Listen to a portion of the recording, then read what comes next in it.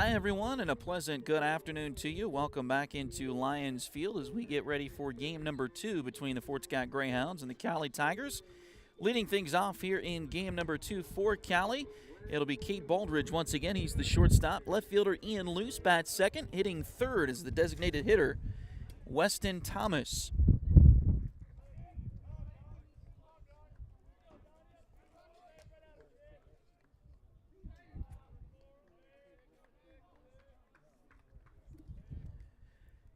Hitting in the hitting in the cleanup spot is Dawson Williams. He'll be back at first base today in game number 2 for Cowley. Logan Smith is at third. He bats fifth.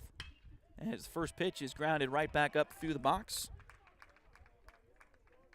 for a base hit for Cade Baldridge.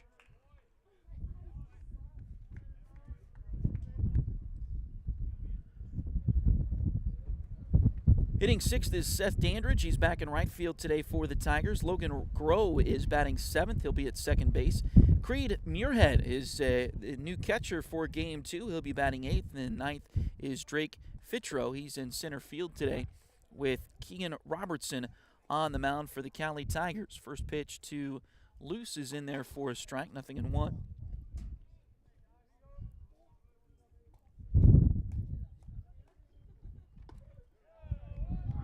And that one's in there for strike number 2. Defensively for the Greyhounds here in game number 2, left to right across the outfield, Cale Ortner is in left field here in game number 2. Aaron Jamison back in center, and Michael Polubinski is back in right field for the Greyhounds. And a called strike 3 on Luce to get the first out of game number 2 here for the Greyhounds.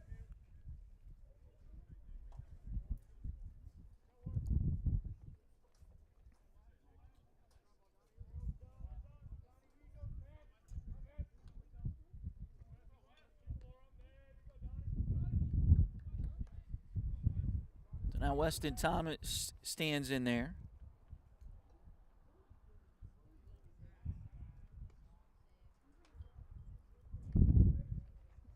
Check on the runner, Baldridge at first. He's back safely. First to third around the infield for the Greyhounds there in game number 2 is Josh Polubinski at first, Max Erdley at second, Owen Rush at short. Cade Gavina is in at third. And then Rowan Christensen is behind the plate here in game number 2 for the Greyhounds, with Nick Lay on the mound. Lay, a 6'1", 210-pound redshirt freshman, as he'll give up a base hit there from Thornton, Colorado.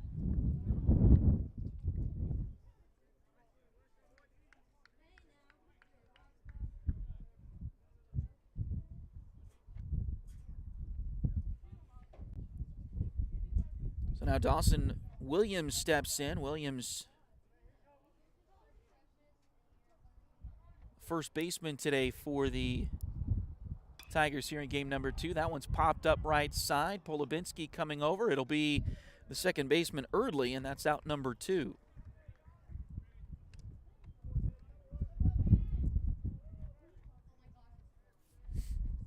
That wind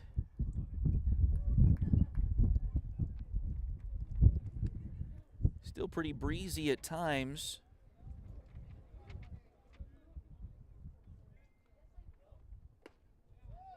As it kicks up again here at Lions Field. First pitch to Logan Smith in this at-bat is in there for a strike.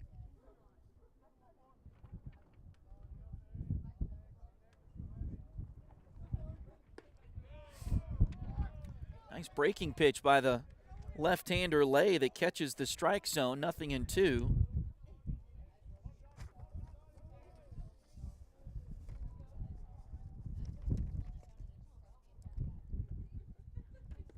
And tried to check his swing but couldn't.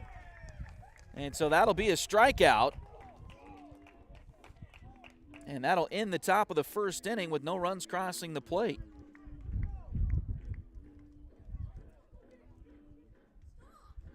Two hits, 2 runners left in the top of the first. We'll head to the bottom half when you come back.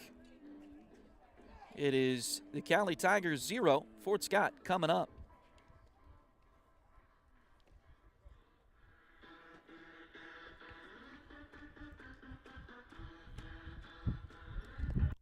Liberty Savings has been in Fort Scott since 1919, helping community members with their banking needs for over 100 years. Mark, Dave, Jolene, Manda, and Tyler are ready to greet you with a smile and help with whatever you may need. Visit them at 24 South Judson or call 620-223-0300.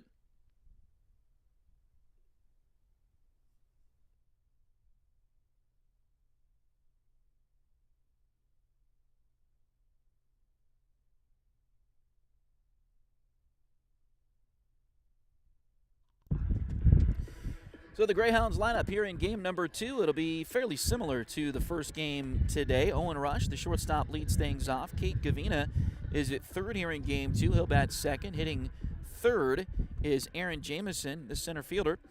Second baseman Max Erdley hits in the cleanup spot here in game number 2. The catcher Rowan Christensen is in the 5-hole. Batting sixth is Josh Polubinski. He's at first base. Stone Vasic is the designated hitter here in game number 2. He will bat seventh. Hitting eighth is Michael Polubinski. He's back in right field. And Cale Ortner, who is the DH in game 1, he's in left field here in game number 2. So Rush leads things off. And again, the Greyhounds did not have a great game offensively in that first game until late, as they were no hit for 6 innings. Had a nice 2-run rally in the bottom of the 7th. First pitch is in there for a strike. We went to extra innings in game 1. That should make this game a 7-inning game now. We'll see when we get to that point. 1 ball and 1 strike now. As Cowley led 2-0 throughout most of that game. Again, their starting pitcher in game 1 had a no-hitter through the first 6 innings. Talon Bagwell, I feel like I remember that name from last year for the Cowley Tigers. That pitch is a little bit low. Good eye there from Owen Rush. 2 balls and 2 strikes now.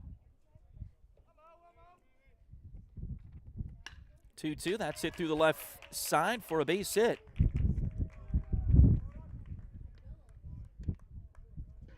So Owen, who led off game 1 by reaching by an error, and then the next 18 in a row were set down by Bagwell, the pitcher for Cowley, before the Greyhounds got that rally going.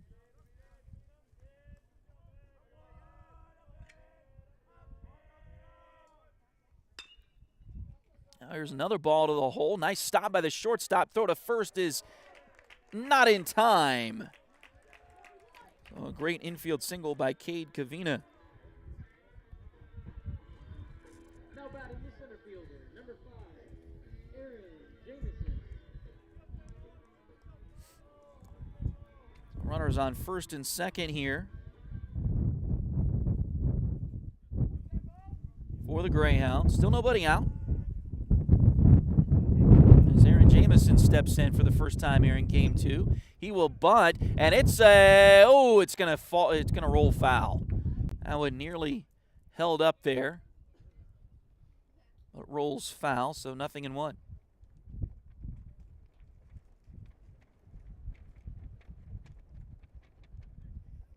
Jamison really got things going for the Greyhounds in the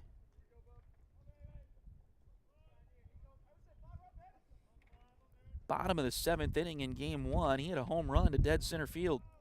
That tied the game and ultimately forced extra innings. The Greyhounds did get the bases loaded in the bottom of the 7th with nobody out, but were unable to score any more than just the 2. There's a bunt up the third base line, and that'll roll foul once again.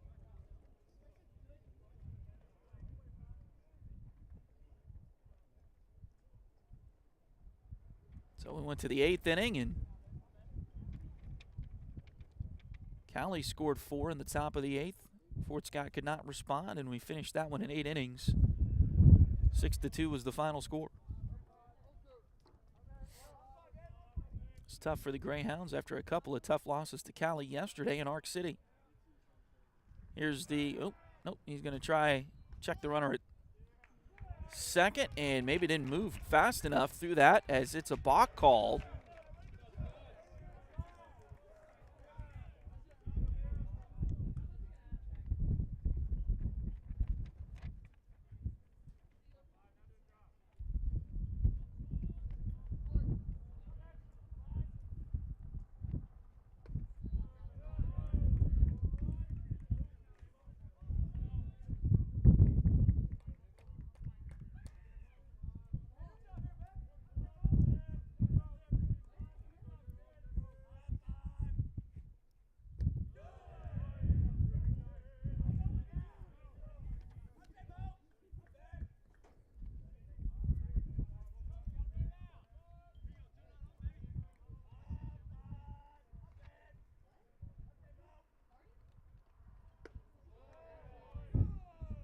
Now 3-2 the count on the batter, Aaron Jamison, after the balk.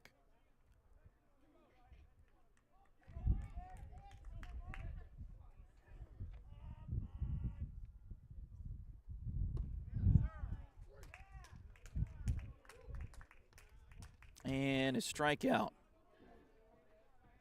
Now batting the second baseman, number 2, Matt Erdley.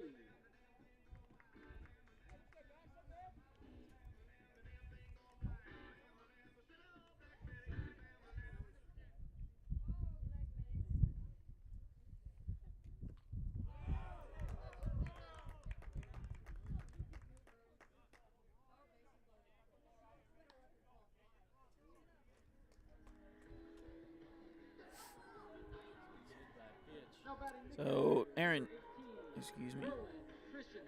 now Rowan Christensen steps up after Early gets hit by the pitch.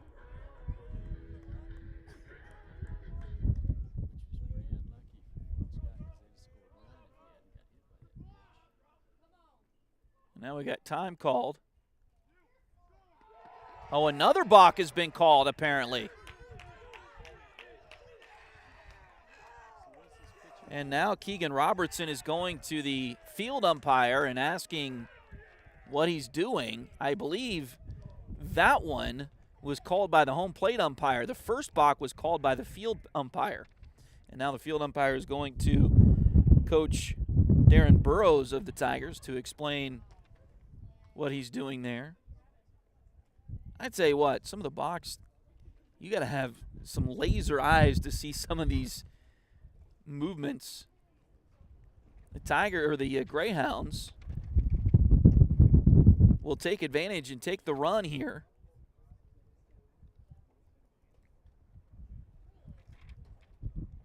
It's one of those interesting things because I don't have great eyes. I can't see it live a lot of times, but then when you slow it down, especially on those major league games, they got that really nice slow-mo action. You slow it down, he did. Whatever movement there was there.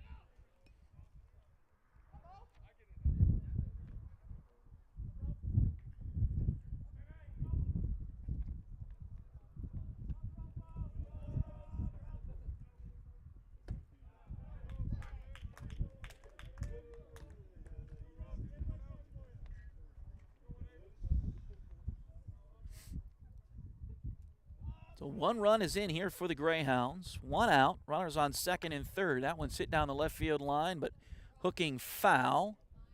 And we'll get out of play. So the count is 0-2 on Rowan Christensen, who's the catcher here in Game 2 for the Greyhounds.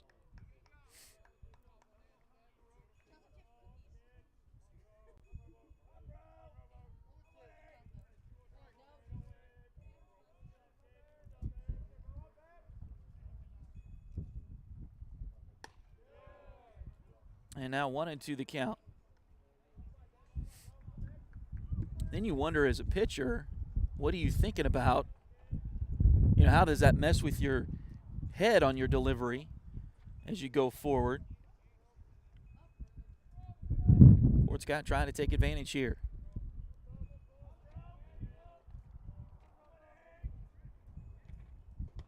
Oh, tried to check his swing but couldn't hold up. And so that's a strikeout.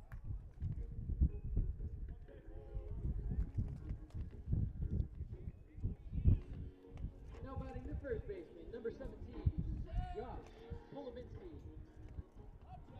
That brings Josh Polubinski to the plate. With 2 outs, runners on second and third.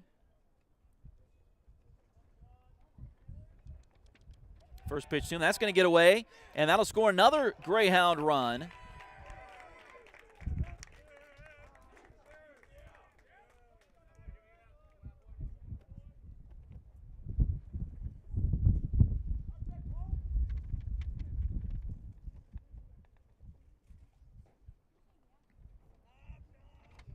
So now it's 2-0. Oh, that one, did it hit him? I think it did hit Polubinski.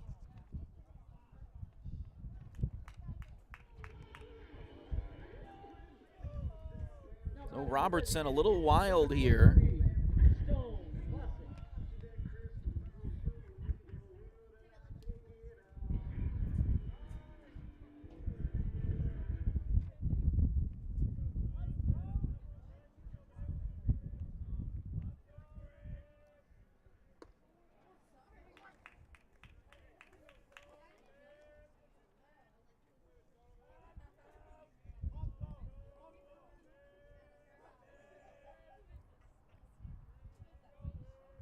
First pitch to Stone Vasic is in there for a strike. This one's flat out towards left center field. Coming over is Fitro, and he'll make the play, and that'll retire the Greyhounds here in the bottom of the first. But Fort Scott does plate 2, and we'll head to the second with a 2-0 Greyhound lead. You're watching Greyhound baseball here on Duckbait TV.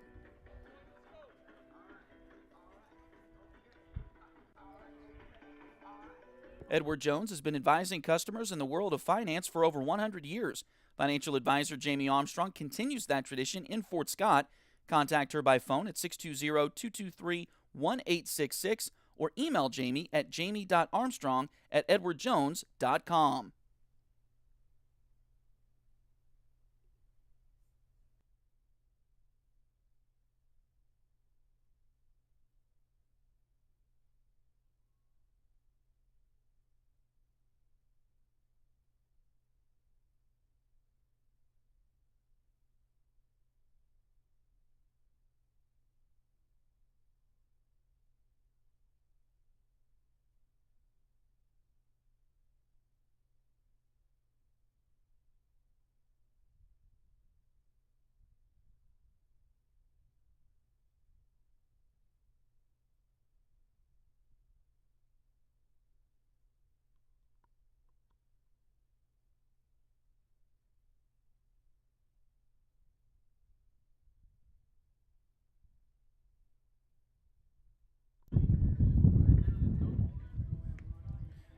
So as we head to the second here in Game 2,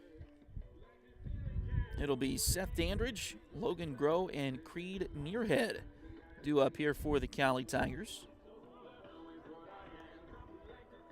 I do apologize if there's been a time or I think there's been at least a time or two where I've said Tigers instead of Greyhounds. I knew I was going to do that. We do the high school. We cover the high school here in Fort Scott quite a bit throughout the year, and the high school here in Fort Scott is called the Tigers. So see the Cowley Tigers coming to town. I knew that I would flub that a few times, so do apologize in advance. But so far so good here in game number 2 for the Greyhounds. First pitch.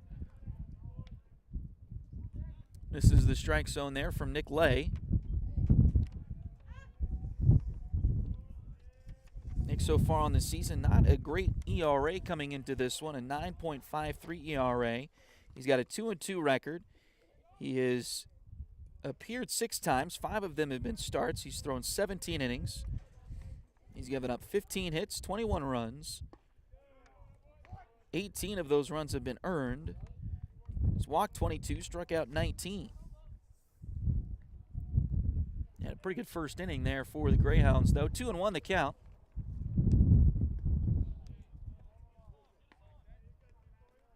And that one's low, 3-1.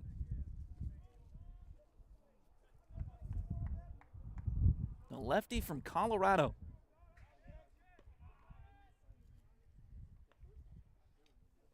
The 3-1 pitch on the way. That one's fouled at the plate.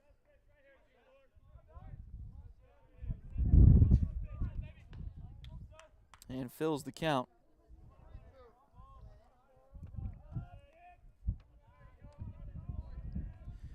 I always wonder about those guys from places like Colorado, and that pitch is outside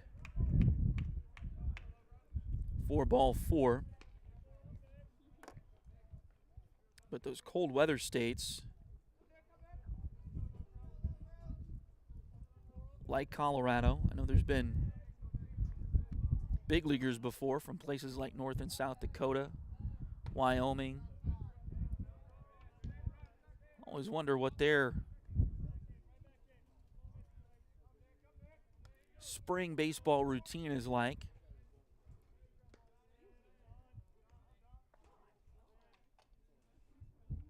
Here's the 1-0 pitch. That one's low. 2-0.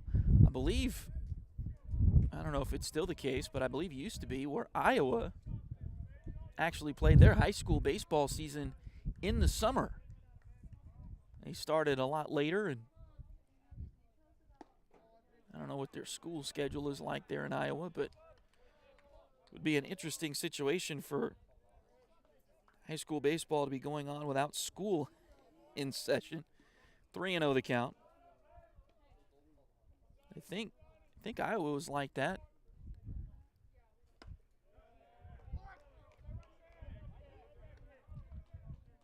Pitches in there for a strike, 3-1. The Nevada Griffins, the summer league team over in Nevada, Missouri, goes to Iowa a few times a year, and they've got at least one of the teams they play has to schedule their games around, or used to at least anyway, and to schedule games in the summer around the high school team. I don't think it was a Legion team. I think it was the actual high school season. 3-1 the count. That one's outside for a ball.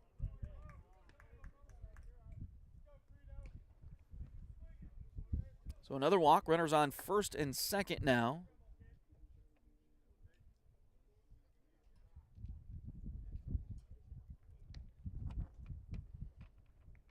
And now the catcher, Christensen, is going out to talk to his pitcher, Lay. A lot of those places are pretty gorgeous in the summer. I tell you, here in Kansas, we get some pretty hot, nasty Julys and Augusts.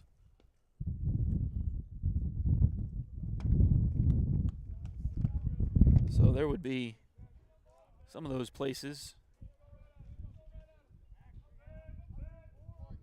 It would be pretty nice. It'd just be difficult to start the season in March or April like we do here in Kansas. That pitch is low. He did pull back on the bunt, according to the field umpire. Creed Muirhead, he's getting his first at bat today. He did not play in Game 1. Both teams using a second catcher here in Game 2. Happens quite a lot. Sometimes your catcher in Game 1 will end up being the DH in Game 2, but that's not the case for either of these teams here today. 2-0 the count.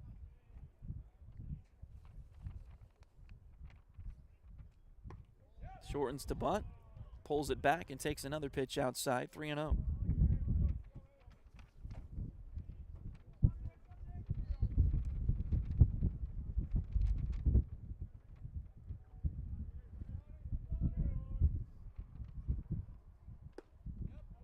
That one's in there for a strike, 3-1.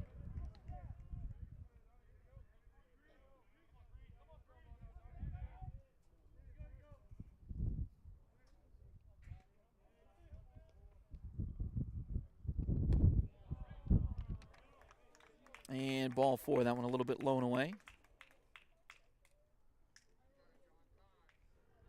And now time is called. It looks like Fort Scott's going to have a pitching change here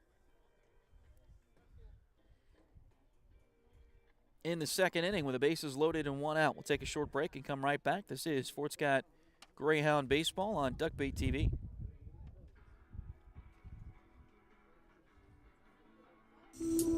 Ready to turn your nails into a work of art? Hi, I'm Delena Beatty, nail tech and artist. I specialize in custom nail art as unique as you are. From vibrant designs to delicate details, I will do my best to bring your vision to life and make sure every set of nails tells your personal story. Get the perfect combination of style, quality, and fun with Nails by Dylan at Spoiled Brat Salon in Fort Scott, Kansas.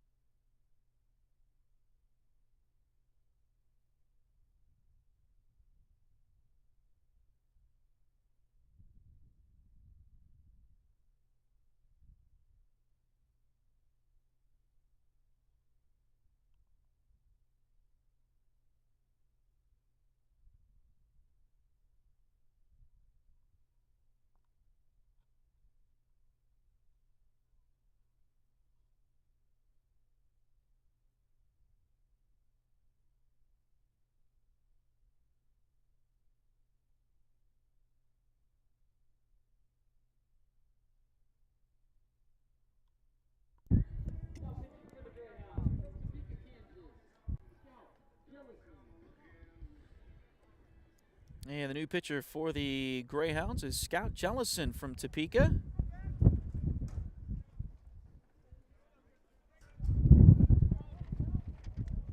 Got to talk with his grandparents in between the two games earlier today.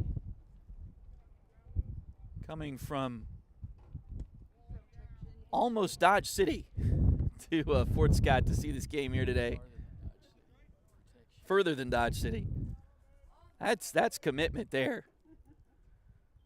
Drive all that way from Western Kansas. The 1-0 pitch. This one's hit into left field. Coming back now, going back, and it's going to get over the head. That wind really giving Cale Ortner some problems out there in left field. Everybody had to wait and make sure he did not catch it, so everybody only advances one base on the single by Fitro, but tough play out there in left field for Ortner with this wind that's kicking up right now.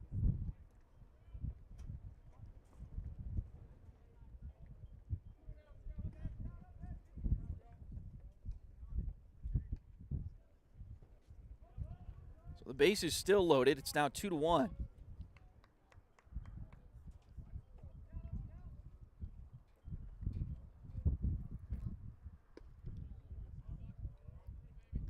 The pitch is low, 1-0.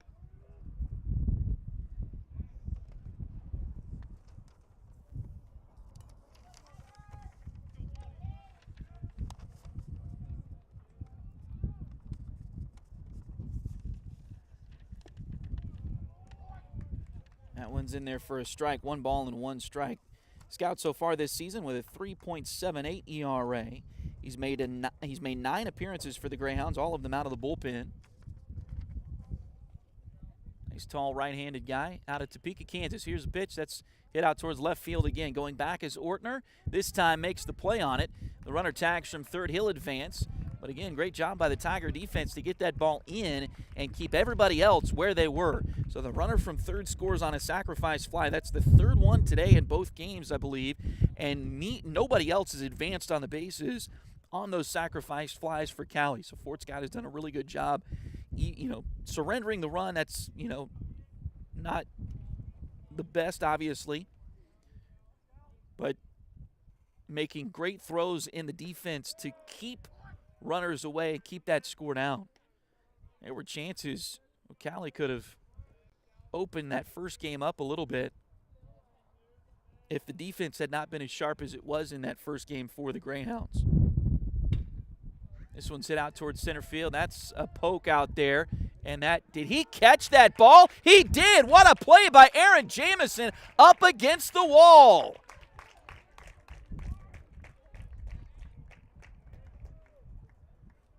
Everybody thought that ball was going to get over his head, and so the runners have to go back to their bases. No advance.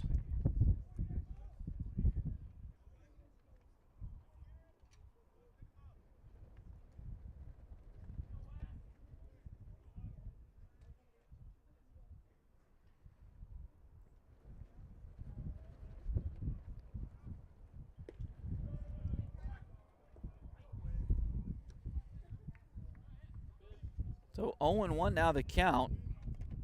And Fort Scott again with the defense, an opportunity to get out of this inning. That one's in there for a strike, 0-2. Runners on first and second now.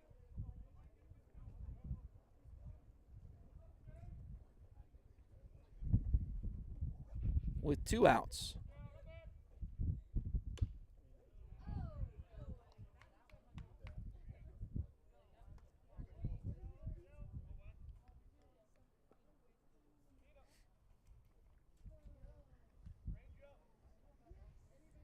No balls and 2 strikes on the batter, Thomas.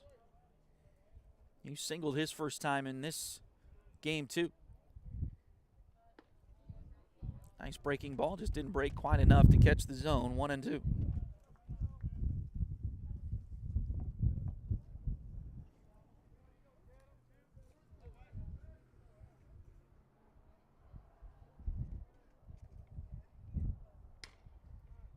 That one's fouled off left side.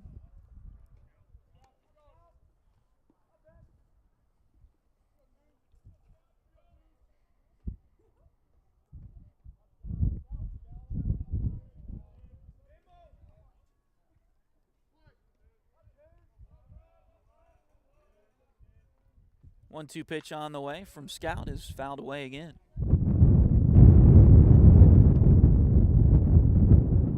That one made it into the practice football field over here.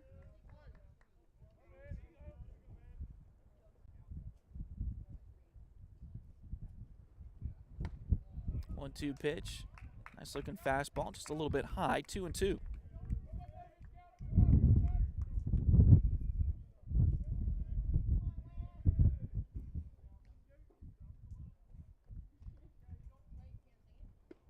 Swing and a miss, strike 3. Nice pitch by Scout Jellison to get out of the inning.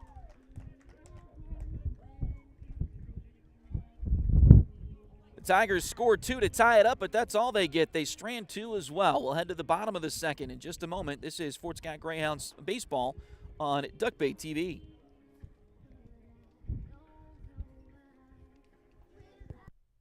Patty West and Crystal Cowan are a mother-daughter duo selling personal and commercial insurance. If you need auto, home, boat, motorcycle, ATV, business, or commercial insurance, they've got you covered. Visit them at 3 East Wall Street in downtown Fort Scott or call 620-223-0700.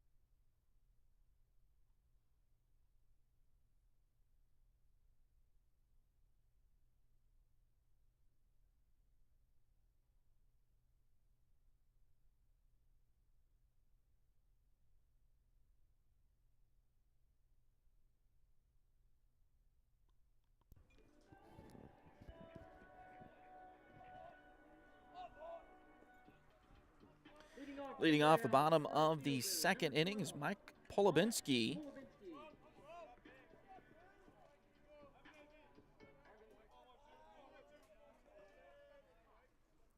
First pitch to Mike is back to the screen.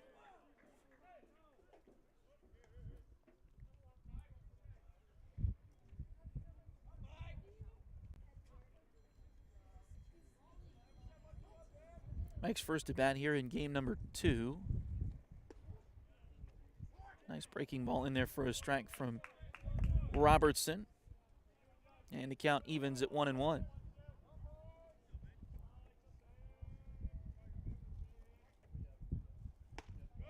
Pitch on the way. That one is high.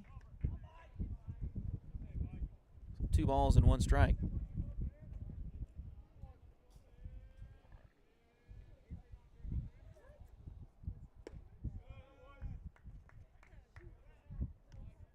Now 3-1.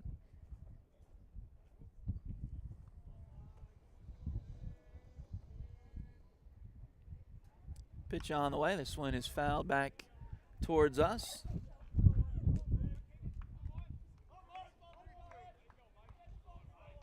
3-2 now the count.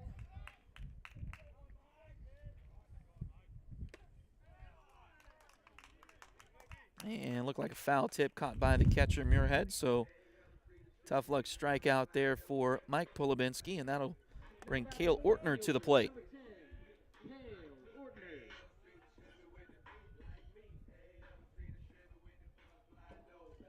I believe Cale was the DH in game number 1.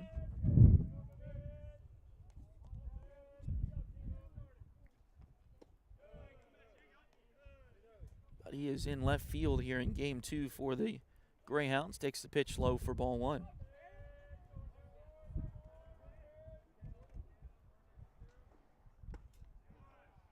That one's in there for a strike.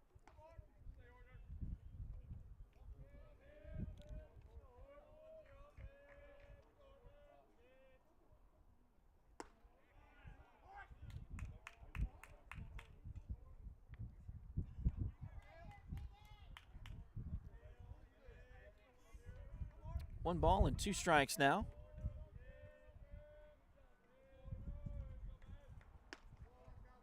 That one just a little bit outside. Good eye there for Cale.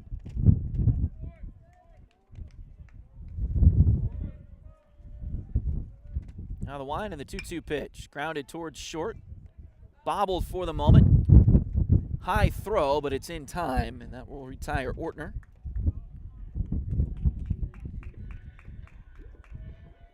Now batting the shortstop, number 3, Owen Rush. So Owen Rush will stand in now. Rush 1 for 1. He singled to lead off game 2 for the Greyhounds. That pitch is in there for a strike.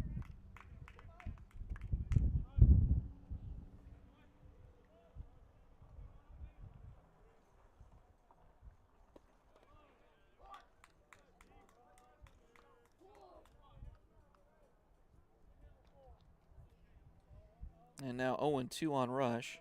The Greyhounds, and I haven't looked at the standings, so I'm not 100% sure where they're at the moment, as it's now 1-2 the count. Last couple of years, Fort Scott has finished in the top 4 in the East. That pitch is low. The Tigers thought that was in the strike zone. Not just pitcher Robertson, but several of the defenders were starting to run off the field. Here's the 2-2. This is grounded, foul past first. Greyhounds, after losing game 1, now 7-8 in the league, but all you got to do is be in the top 4 of your division. There's an East and a West in baseball in the Jayhawk Conference, and if you're in the top 4, you get to host the first round playoff series before the 8 winners of those series move on to the conference tournament at the neutral site. 3-2 pitch is in there for strike 3. Tough luck for Rush. A nice breaking ball. Looked like it started inside and it finished out over the plate. So tough luck there for Rush.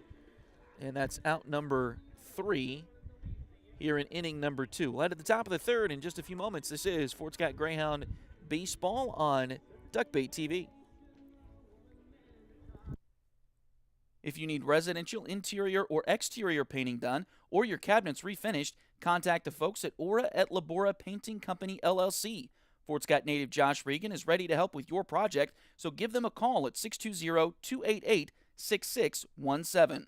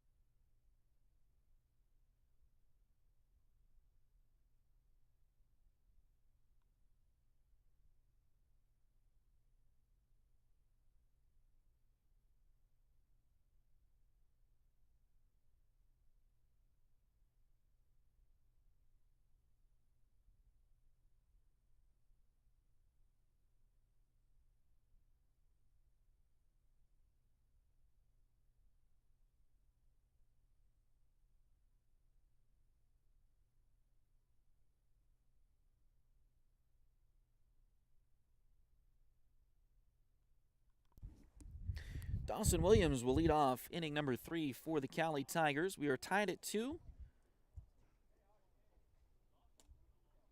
as we start the top of the 3rd inning.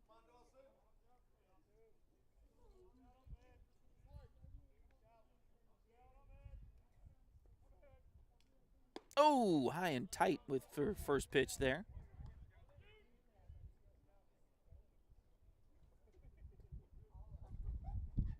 Williams able to get out of the way. 1 ball and no strikes. And a little bit low that time. 2-0.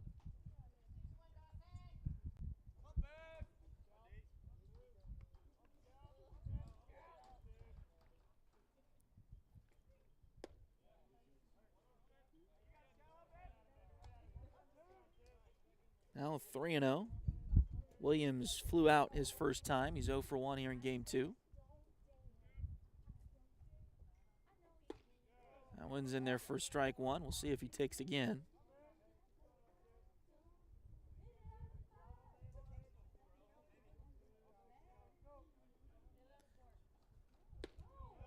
That went in there for strike 2 as well. So great job for Scout to come back after it was 3-0. Now the payoff pitch. Just a little bit outside.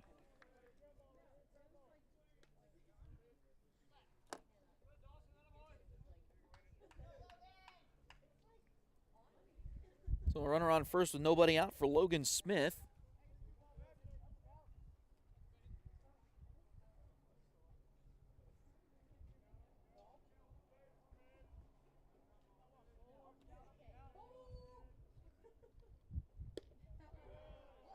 That one catches the inside corner. Nice pitch from Jellison.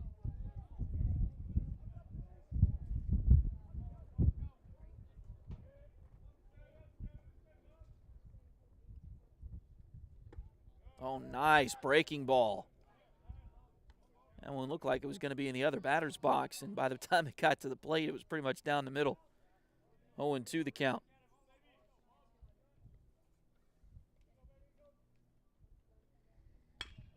That one hit out towards second. Nice play. They go to second for the force. Back to first is in time for the double play.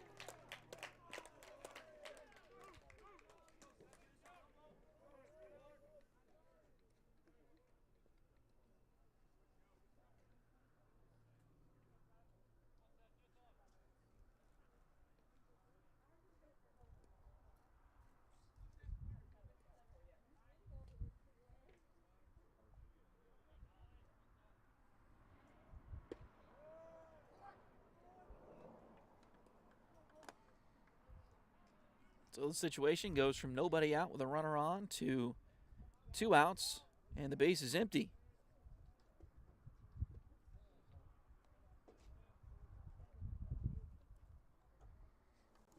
And that brings Seth Dandridge back to the plate. He walked his first time.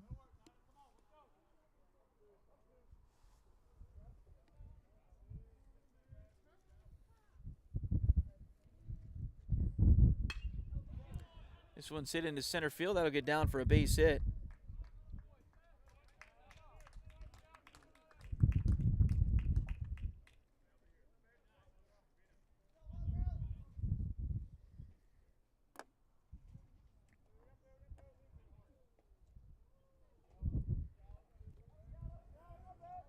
So runner on first, still 2 outs though, as Logan Groves steps in.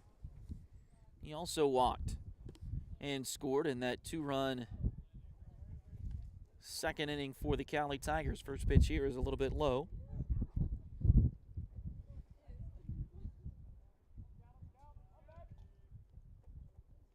1-0 pitch. That one misses high a little bit as well. 2-0.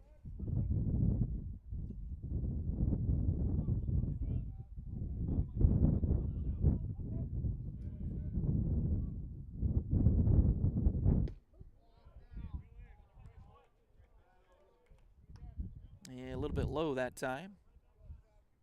Apparently. 3-0 the count.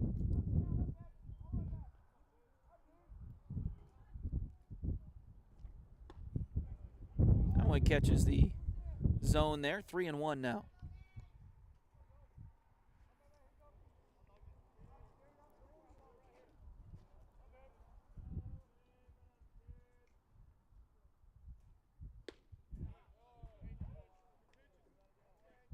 Christensen tried to frame that one just a little bit, but couldn't convince the umpire of that, so it'll be a walk.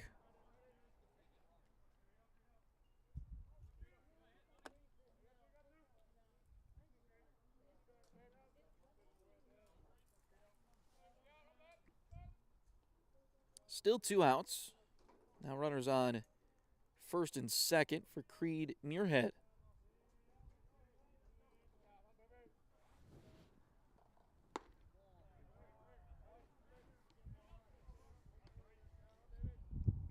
First pitch to the Tigers catcher for game 2. That one misses the zone as well, 1-0.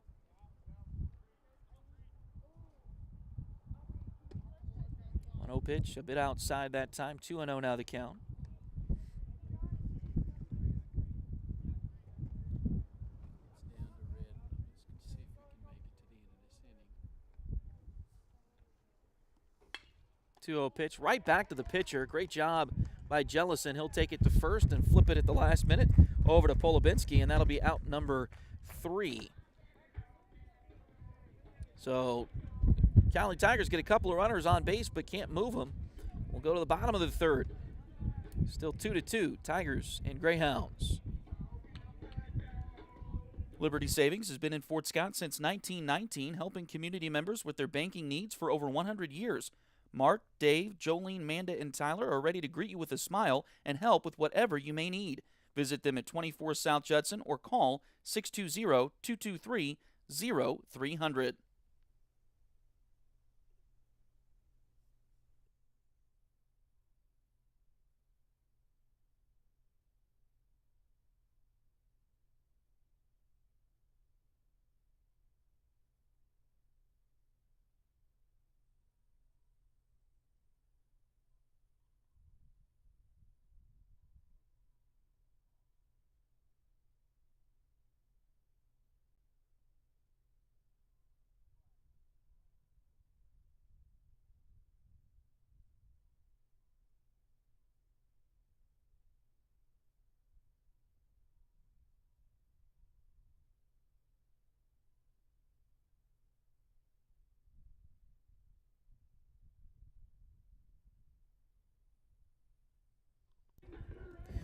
So as we head to the bottom of the third inning, it'll be Cade Kavina leading things off for the Greyhounds. They'll be followed by Aaron Jamison and Max Erdley.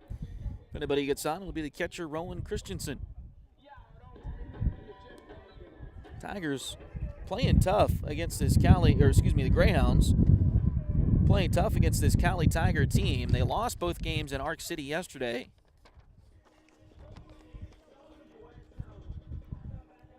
Lost the first one 5-0, lost the second one 13-1, but they have come back with very good play here today. Again, they trailed the first game 2-0 for most of the way. This one's hit into center field for a base hit.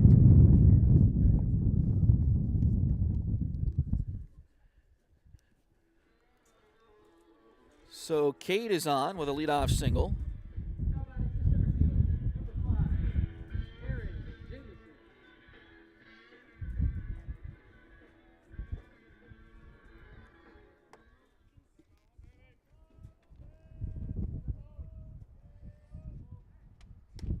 And now Jamison bats, takes a first pitch strike.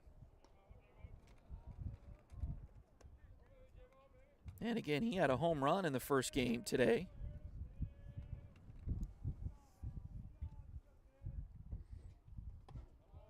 Pitch a little high. He's 0 for 1 so far here in game 2. Struck out his first time.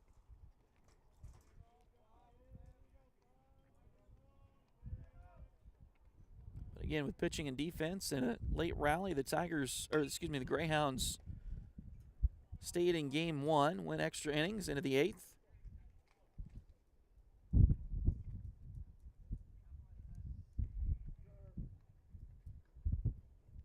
For the Cowley Tigers were able to get 4 runs in the top of the 8th inning and held on to win 6-2.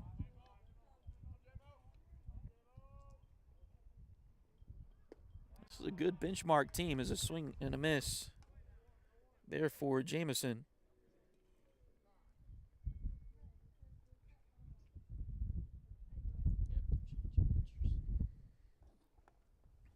And it looks like the Tigers will be changing pitchers here.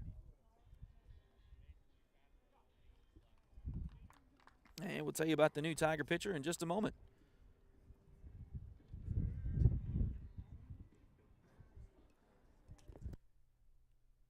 Edward Jones has been advising customers in the world of finance for over 100 years. Financial advisor Jamie Armstrong continues that tradition in Fort Scott. Contact her by phone at 620-223-1866 or email Jamie at jamie.armstrong@edwardjones.com.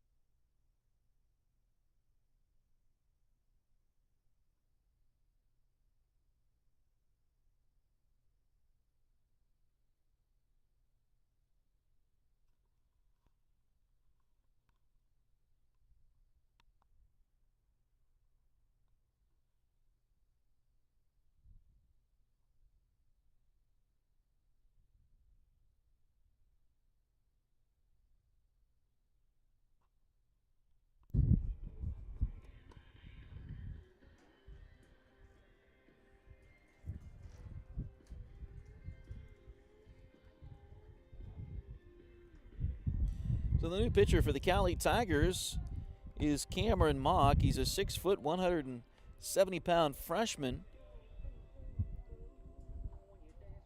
Sidearm right-hander from Rose Hill, Kansas.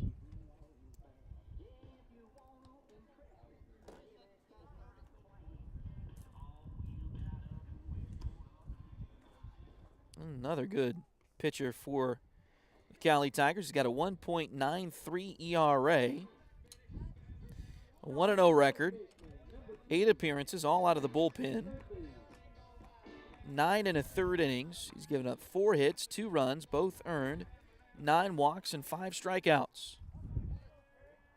And he'll face the middle of the Greyhound order here with 1 out. In the bottom of the third, first pitch is in there for a strike.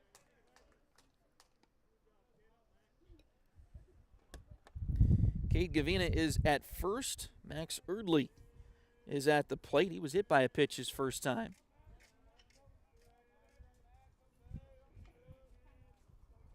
A 1 pitch.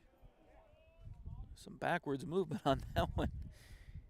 Missed high, 1-1.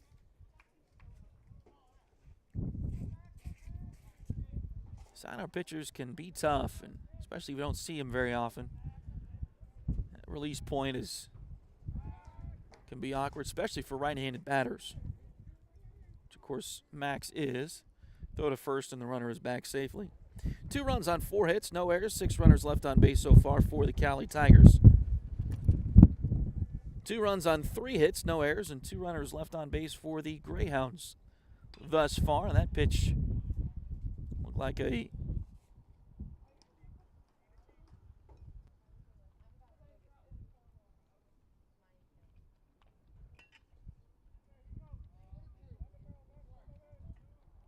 backing up 2-seamer that was fouled off.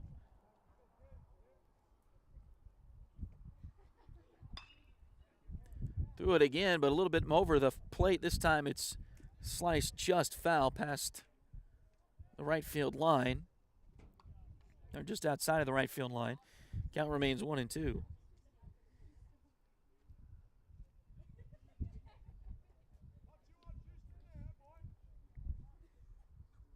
Mock has some good movement on that pitch. Not sure if that's a 2-seamer or exactly what he's throwing there, but it's backing up on the right-handed hitters. Threw it again, this time a ground ball to short. Go to second for 1, back to first for 2, and that will retire the Greyhounds here in the bottom of the third. We'll be right back with the 4th inning. This is Greyhound Baseball on Duckbait TV. Ready to turn your nails into a work of art? Hi, I'm Delena Beatty, nail tech and artist. I specialize in custom nail art as unique as you are. From vibrant designs to delicate details, I will do my best to bring your vision to life and make sure every set of nails tells your personal story. Get the perfect combination of style, quality, and fun with Nails by Delin at Spoiled Brat Salon in Fort Scott, Kansas.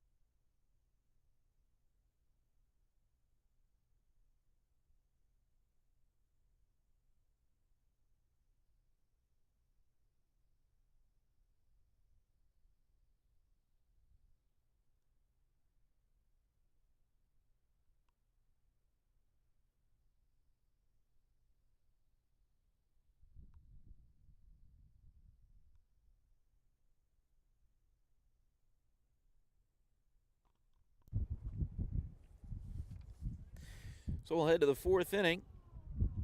Still tied at 2.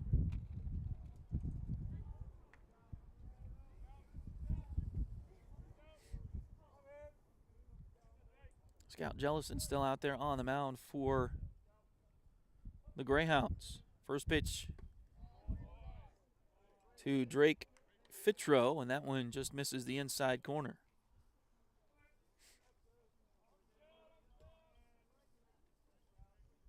Tell you what, the wind will die down for a few minutes, a few seconds. As that one's off of Jellison's glove there at the mound.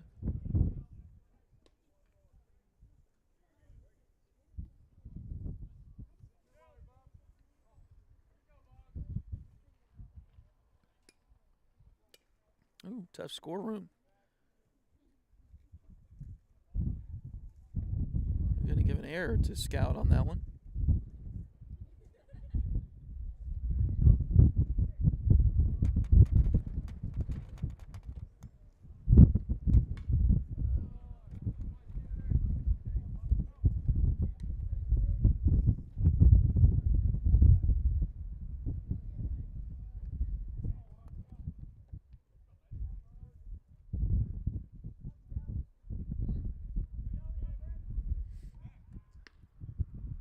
Throw to first, not in time.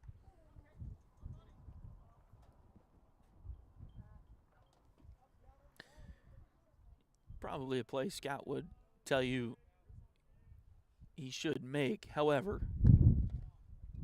those grounders to the pitcher are tough. I mean, it's only 60 feet 6 inches.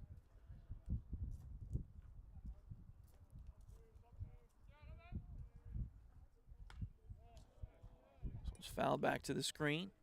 0-2 the count.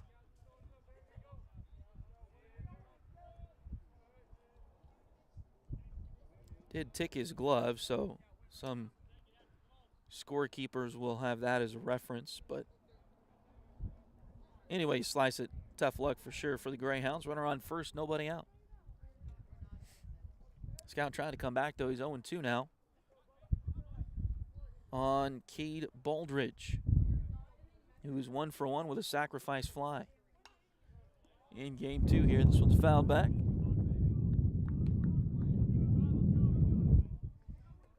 And out of play.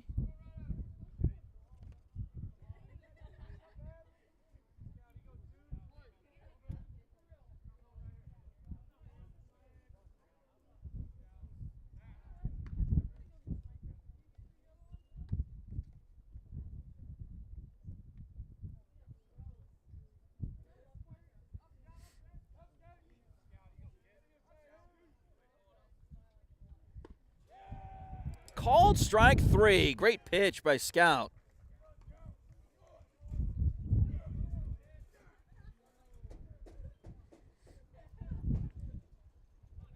So 1 out now for Ian Luce, the number 2 hole batter.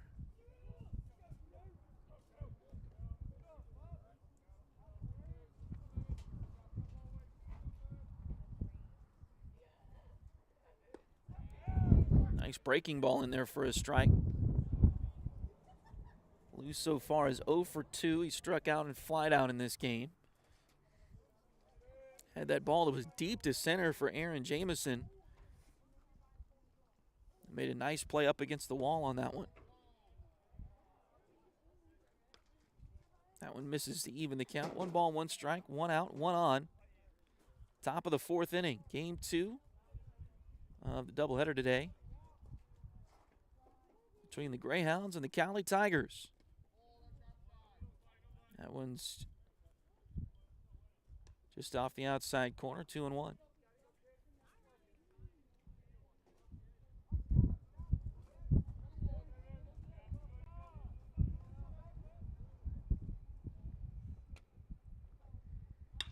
That one's hammered out towards center field. Jamison going back on it with the win. Reaches up, he dropped it. So everybody's safe.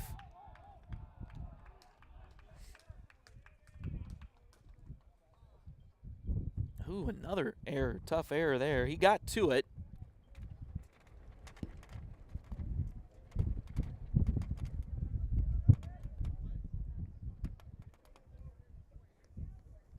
But with all the factors of the wind running as far as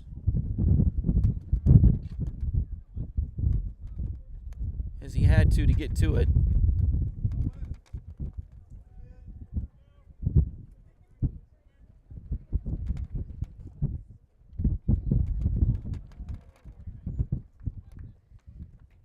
Tough luck there for the Greyhounds. Runners on second and third now.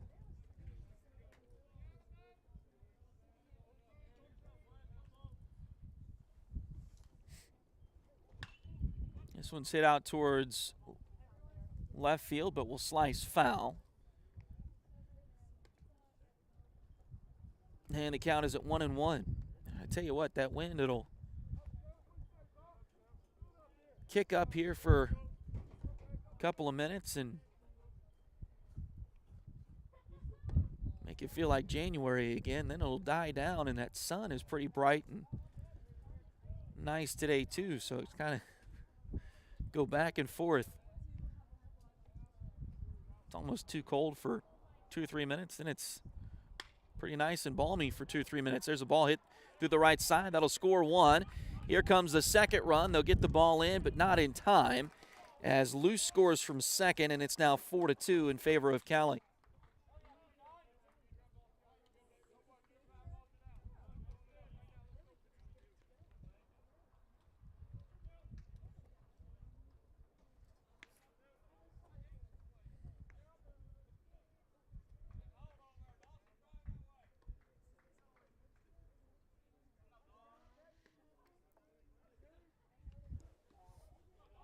Weston Thomas with the 2 RBI single. And now Dawson Williams back at the plate. He's 0 for 1. He's flied out and walked in this game so far. 1-0 pitch. That one's in there for a strike.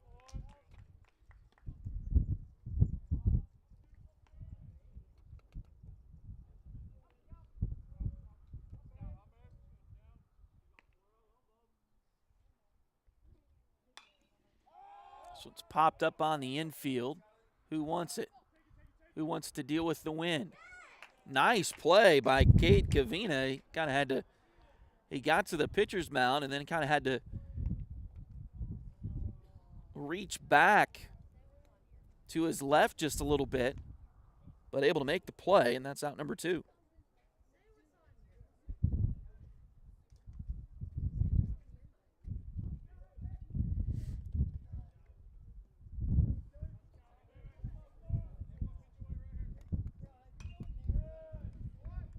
First pitch to Logan Smith is fouled out of play.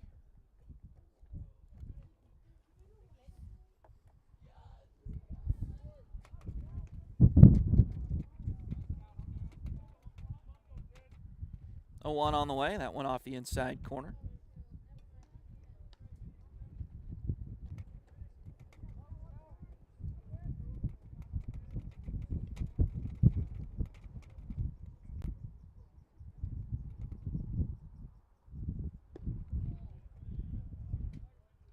1-1 pitch is a little bit low.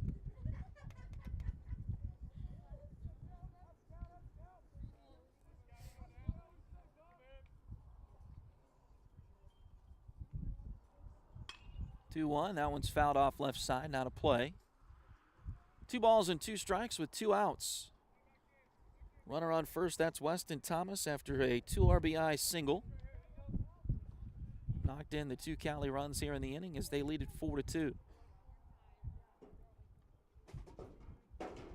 Here's the 2-2 pitch. Oh, nice breaking ball, but just a little too low. 3-2 now, the count fills up.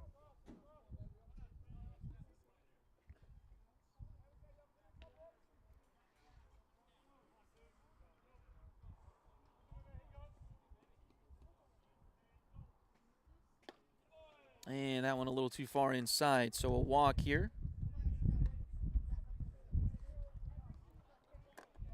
And runners move to first and second now.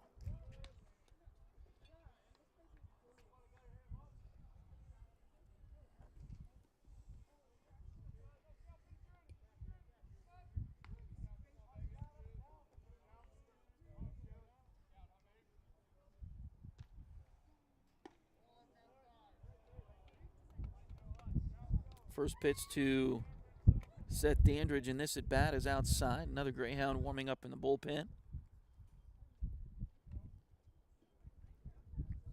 Just beyond the Fort Scott dugout on the right side. 1-0 pitch a little bit low.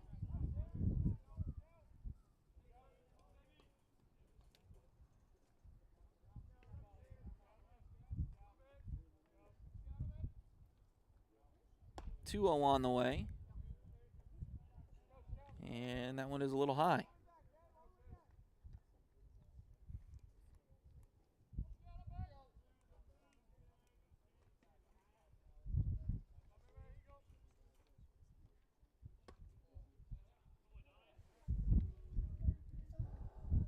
And a 4-pitch walk.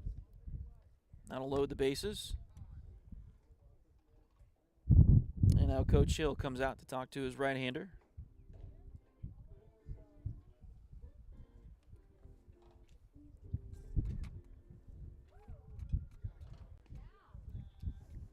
Our next broadcast here on Duck Bay TV is scheduled to be Thursday. The Adam LaRoche Varsity High School Baseball Tournament is scheduled Thursday, Friday, Saturday at LaRoche Field here in town. I always like to get the high school tournaments when we can on our spring schedule.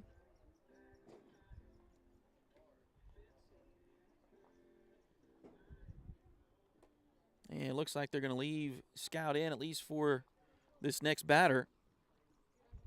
So Logan Groh will step in.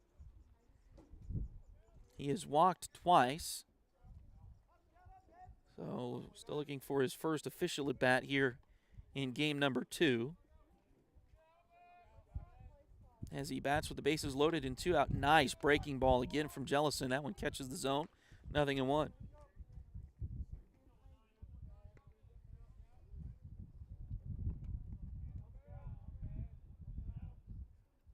One pitch on the way. Fastball hit into right field. That's going to get down for a hit.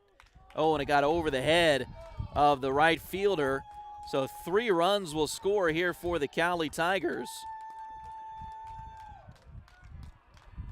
And really the first,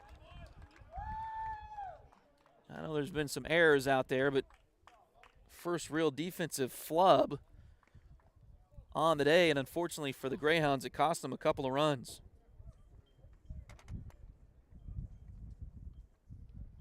Tough luck for Mike Polubinski and the Greyhounds, and that will end the day for Scout Jellison, unfortunately.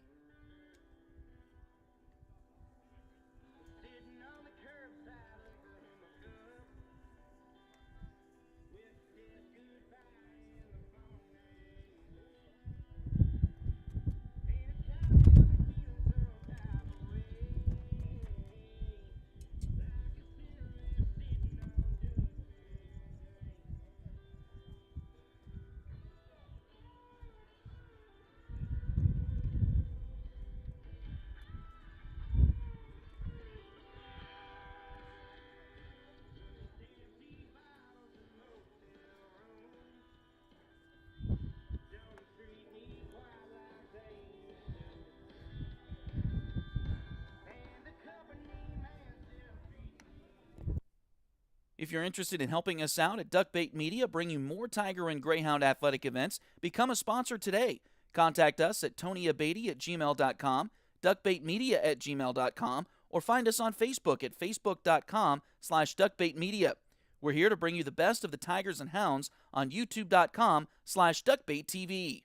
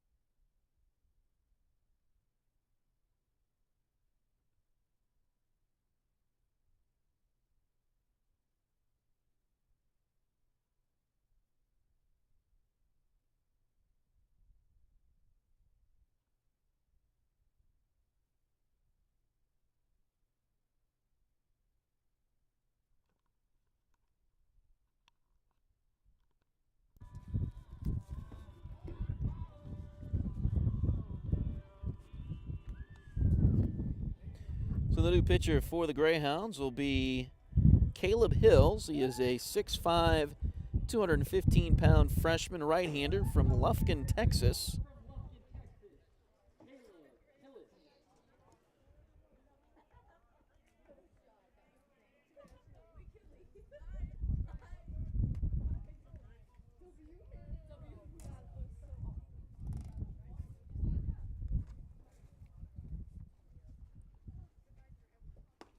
First pitch to the batter, Muirhead, is outside.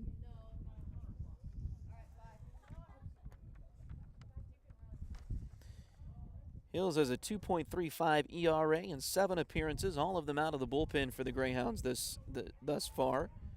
Does have 1 save for Fort Scott this season. 7 2/3 innings. He's allowed 4 hits, 4 runs, 2 earned. He's walked 6, struck out 9. That pitch is in there for a strike, 2-1.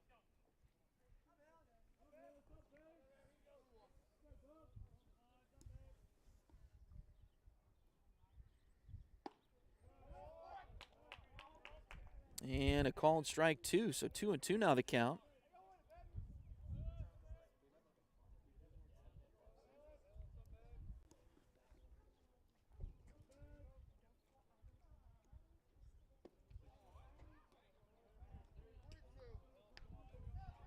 Breaking ball that didn't break quite enough that time for Hills.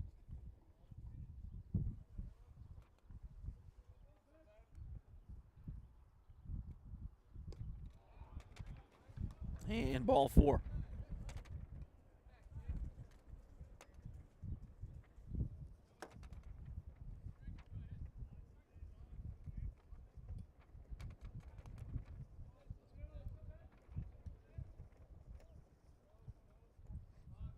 So this has been a tough inning for the Greyhounds here. First pitch, that one's high and outside, 1-0.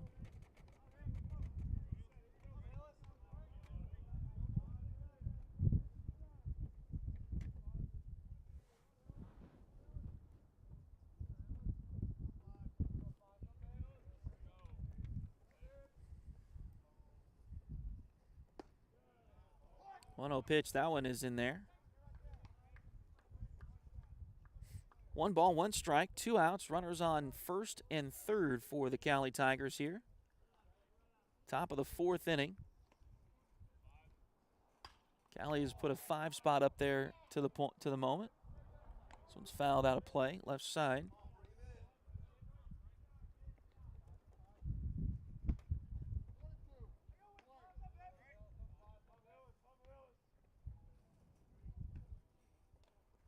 One-two pitch.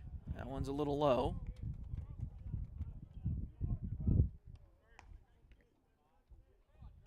So now 2 balls and 2 strikes to count.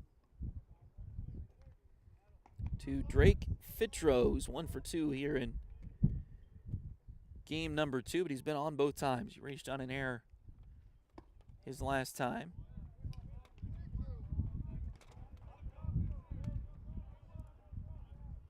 So now 3-2 the count.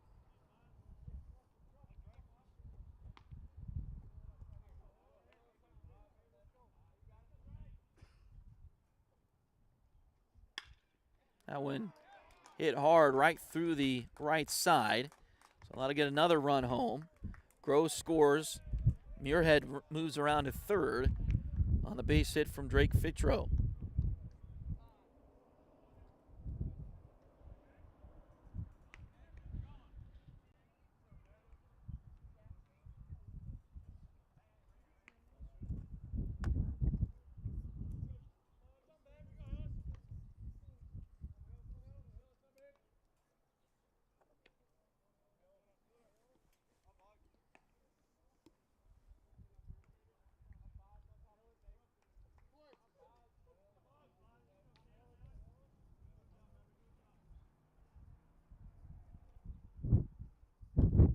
First pitch to Cade Baldridge as the lineup turns over once again for the Cowley Tigers.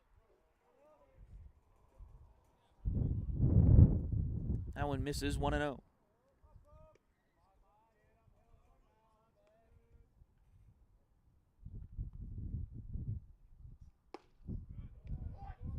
Nice pitch, catches the strike zone, 1 ball and 1 strike.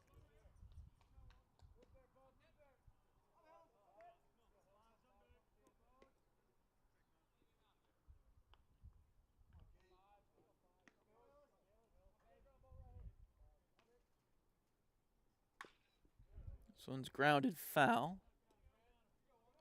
Scoreboard still says 7-2. It is 8-2, right?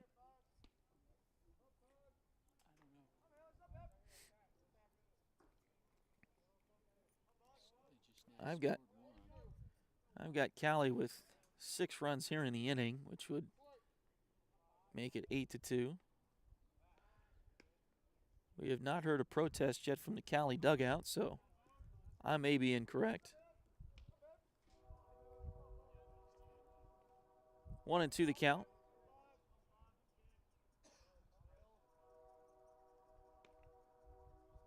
Runner goes from first, grounder to second. Nice job by Erdley to get it to Josh Polubinski, and that will retire the Tigers here in the inning. But they blow it open.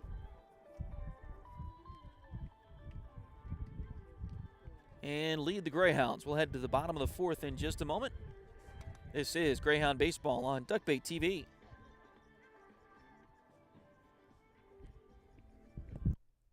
If you need residential interior or exterior painting done or your cabinets refinished, contact the folks at Aura et Labora Painting Company, LLC.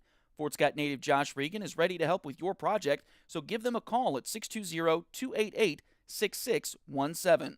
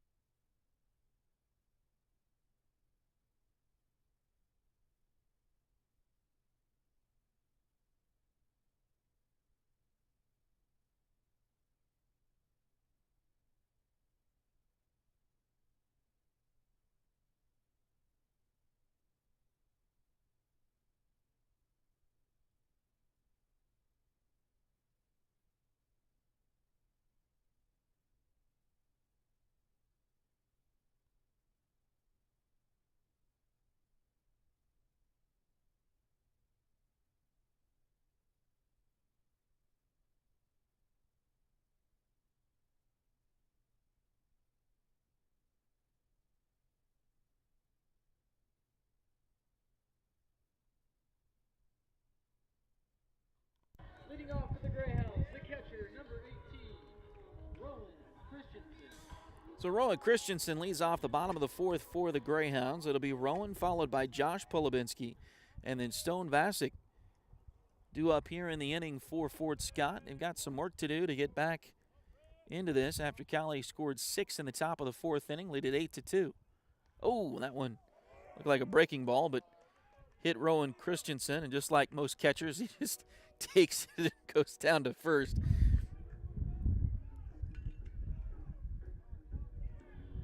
Now batting the first baseman, number 17, Josh don't see a whole lot of catchers, even if it plunks them really good. They're just used to getting hit, foul tips and all kinds of stuff. So unless there is a major issue, most catchers, they just take it and go to first there.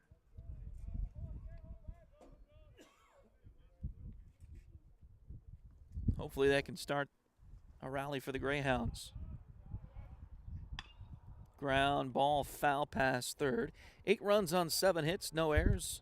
8 runners left on base so far for the Cowley Tigers in this game. 2 runs on 3 hits, 3 errors, and 2 left on base for the Greyhounds.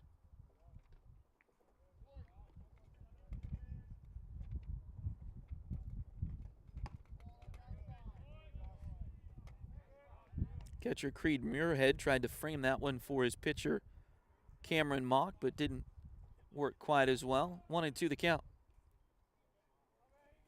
Josh was hit by a pitch his first time up.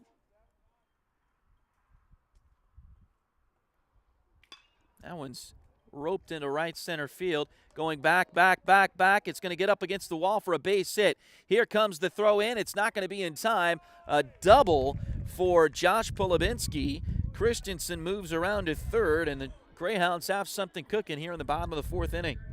Now batting the designated hitter, number 23, Stone Vossick.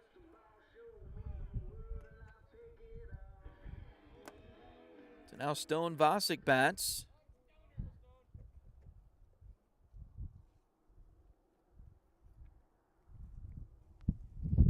And it looks like Darren Burrows is heading out to the mound, and I believe Cowley will change pitchers here. We'll take a quick break and come right back. This is Fort Scott Greyhound Baseball on Duck Bay TV.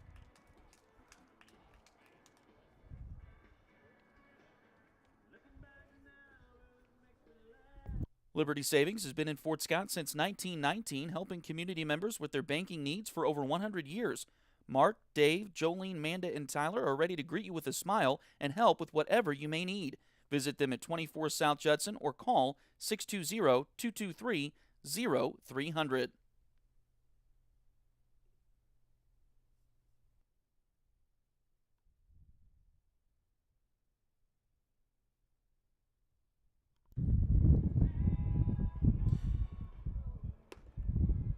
Looks like the new pitcher for Cowley is Chance Accord. He is a 6'1", 210-pound freshman right-hander from Cashin, Oklahoma. My apologies if I did not pronounce either of those names correctly. Chance's last name or the name of his hometown there. Chance so far this season, let's see if I can find it here real quick.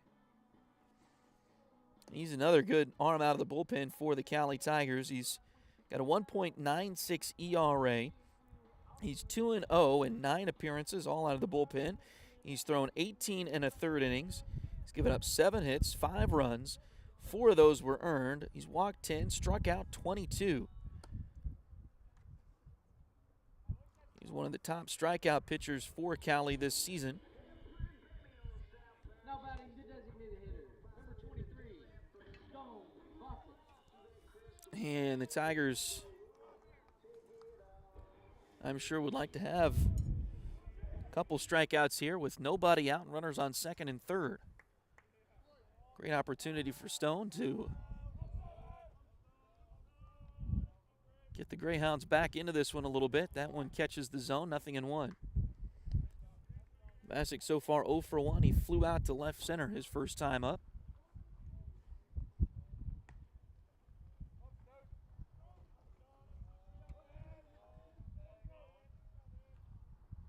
Oh, 1 pitch. That one nearly got him. 1-1 the count.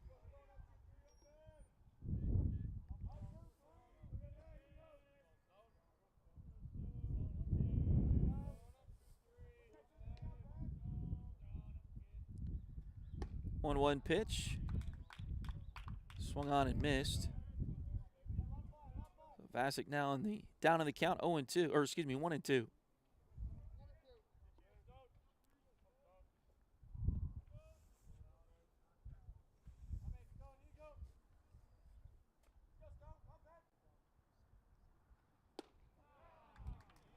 And a swing and a miss there. For strike number 3. So that'll bring Mike Polubinski back to the plate. Now batting the right fielder, number 12, Mike Polubinski.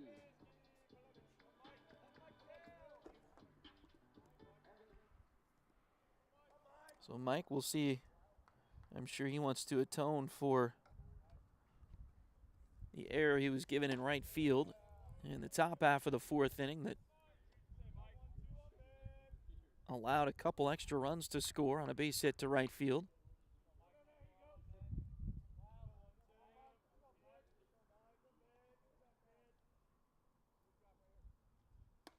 He struck out swinging his first time and been patient here in this at bat. He's now up in the count 2-0.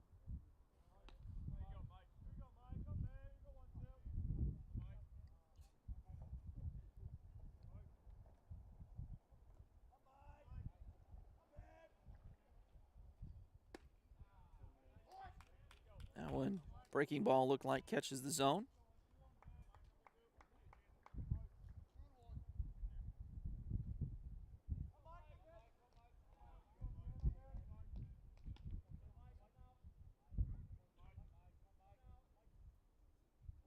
Two-one pitch on the way. This one's fouled off right side. Will it stay in?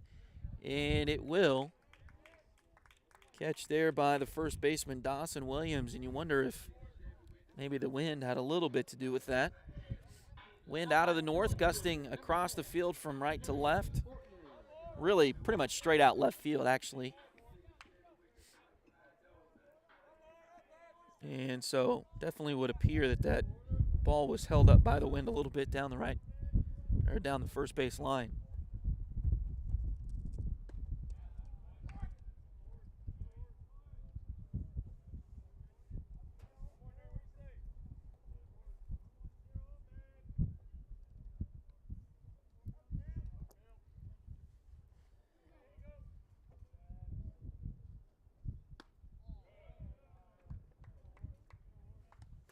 So 1 ball and 1 strike, 2 outs, 2 on. Bottom of the 4th for the Greyhounds. Trailing the Cowley Tigers 8-2. After Cowley scored 6 in the top of the 1st, the Greyhounds started this inning pretty good. Rowan Christensen led off, was hit by a pitch. Josh Polubinski doubled, so they had runners on 2nd and 3rd with nobody out, but then a pitching change has handcuffed the last couple of Greyhound batters. Now it's Cale Ortner. The opportunity here, that one low, so 2-2. Deuce is wild with 2 balls, 2 strikes, 2 outs, and 2 on.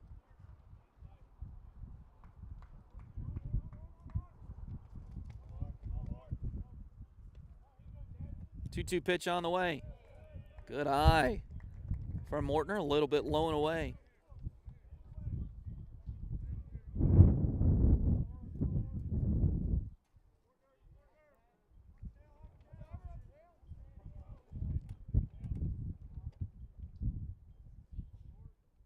Now the payoff pitch. Swing and a miss. Was a little low there, so they had to tag him, but the strikeout ends the inning, and we'll head to the 5th with your score. Cowley 8, Fort Scott 2. This is Greyhound Baseball on Duck Bay TV.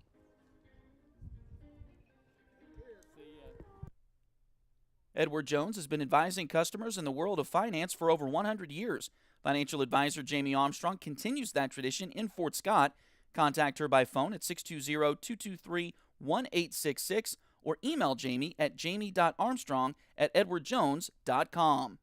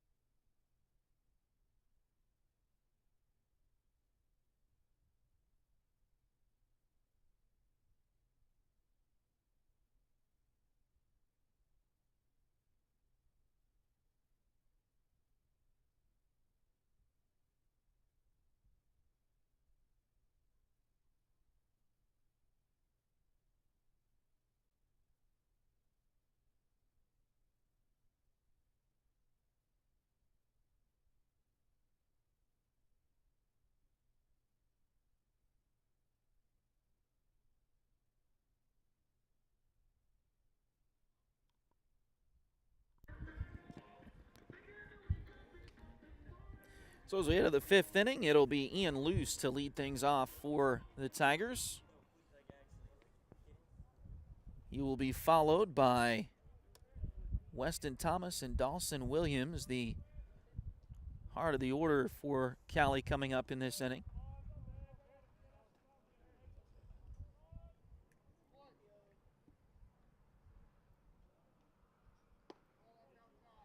That one's outside, ball 1-0. Caleb Hill's still out there on the mound for the Greyhounds here.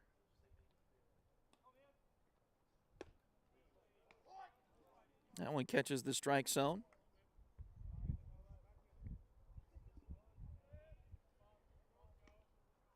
One and one.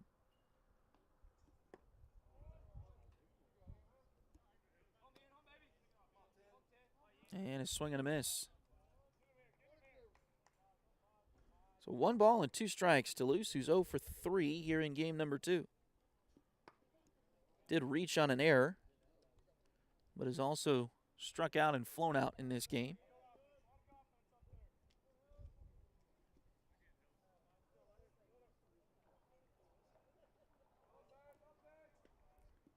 Caleb ready, the wind and the 2-2 pitch. A little bit high to fill the count.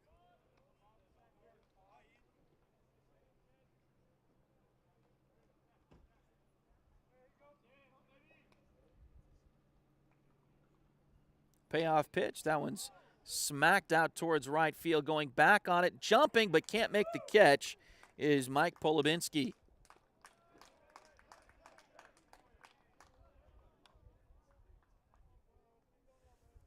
So a double to lead off the inning for Ian Luce.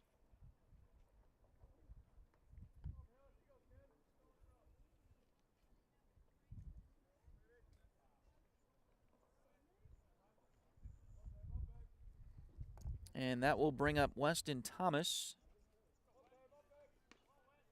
With nobody out and a runner already in scoring position.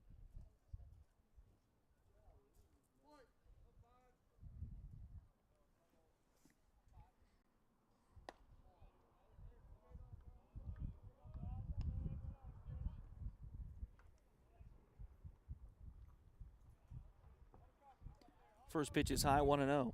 Thomas so far 2 for 3 with a couple of singles. He's also struck out once in this one. Here's a pitch that catches the zone. 1 ball and 1 strike.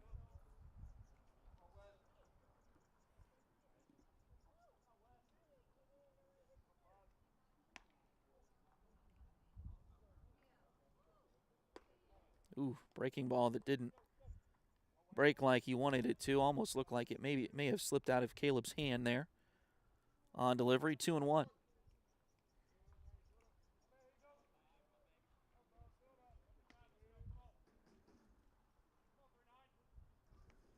Here's the pitch. That one's roped into right field again, down in front of Polubinski. He'll get it in quickly, and that will hold Luce at third base. So everybody advances 1 bag, but Luce does not score on the play.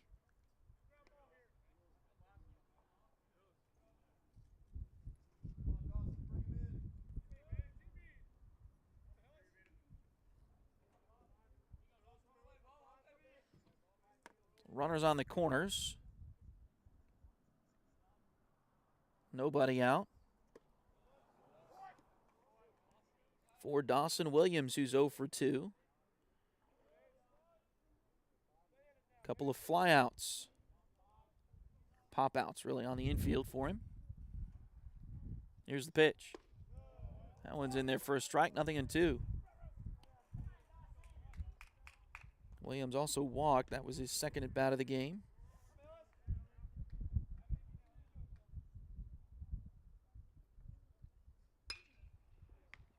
This one's hit out towards right field again. Polubinski back. He'll make the play. The runner will score from third on the sacrifice fly, and that'll make it 9-2.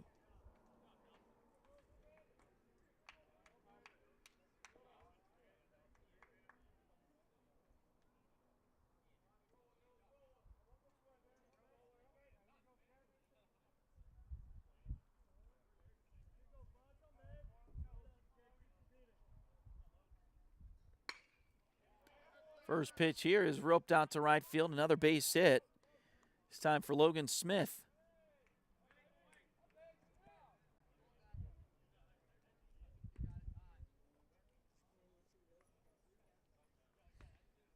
And now it looks like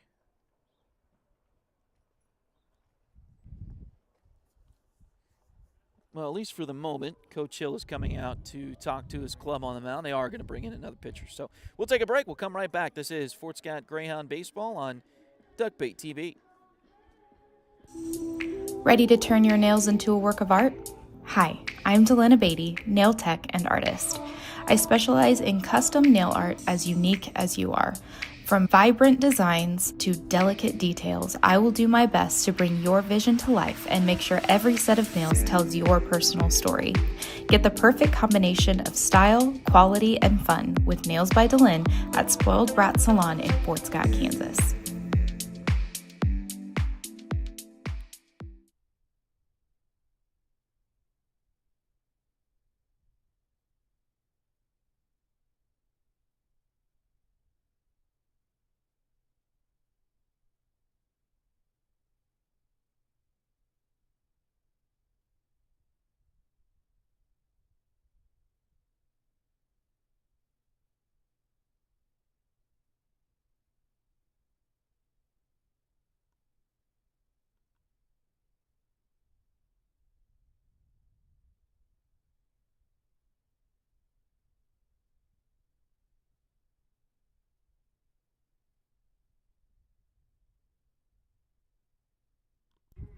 So new pitcher for the Greyhounds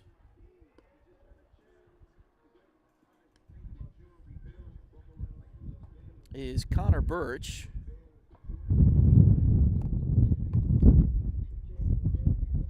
Connor is 6 foot, 185-pound redshirt sophomore left-hander from Sapulpa, Oklahoma.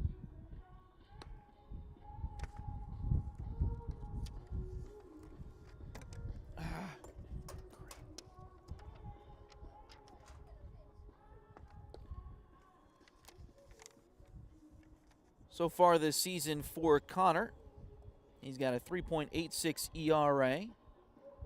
No record, 2 appearances, both out of the bullpen, 2 1/3 innings. He's given up 6 hits, 1 run. It was earned. He's walked 1 and struck out 2. So Connor Birch getting an opportunity here. A couple of lefties due up.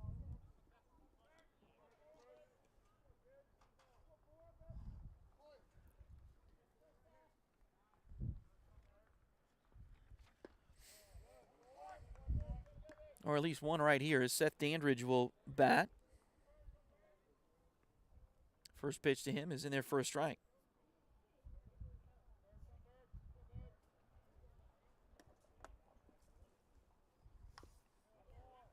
That one's fouled off the end of the bat. So 0-2 the count.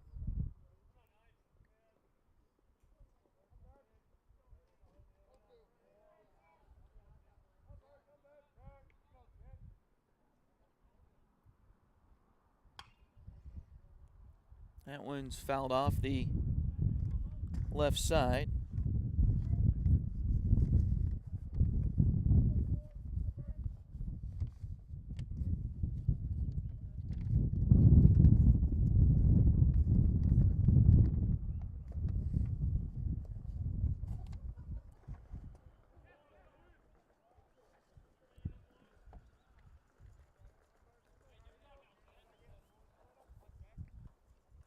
That one gets away from the catcher, Owen Christensen.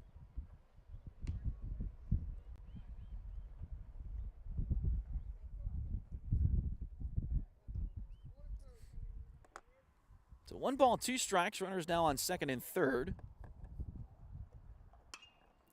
Pitch, that one's hit to the right side, gets through, and that could score 2 more. They're going to hold up the Logan Smith at third, but Thomas does score.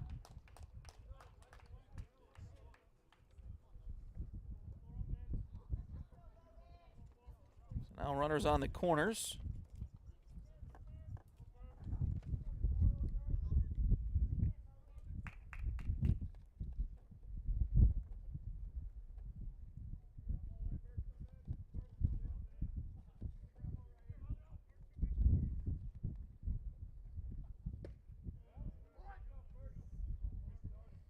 And Logan Grove takes a first pitch strike.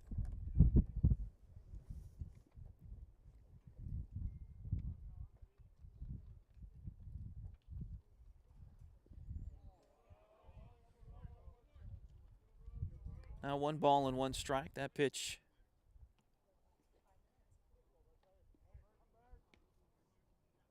a little bit low to Grove, who is 1 for 1. He's got a single, but also walked twice. Grounder out towards second, and that's going to get through the shortstop. Gets through the shortstop, Owen Rush, and into the outfield. Tough hop.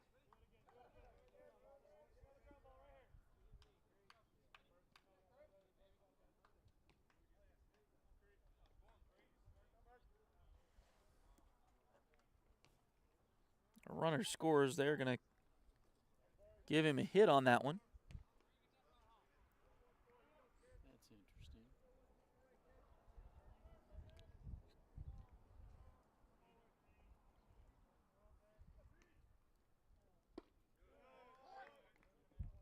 First pitch here to Creed Muirhead is in there for a strike.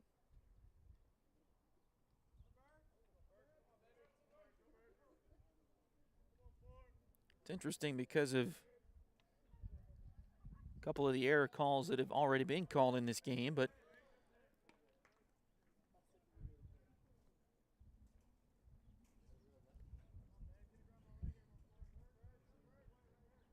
either way, it's still 11-2 in favor of Cowley. Pitch is low.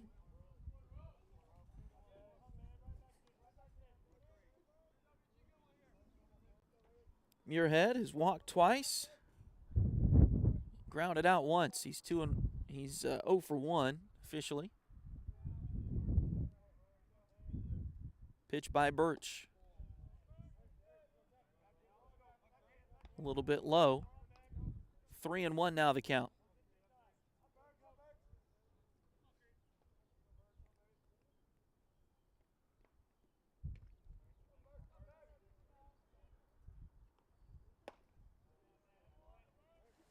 And a walk.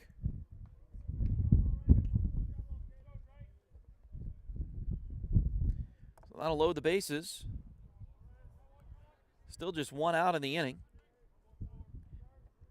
And it's Drake Fitro.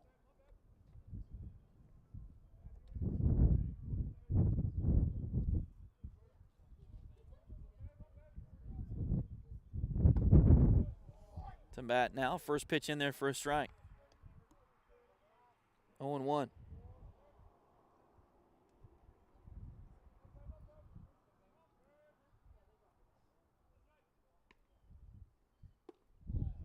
Oh, 1 pitch. That one's low, so that'll even the count. 1 ball, 1 strike.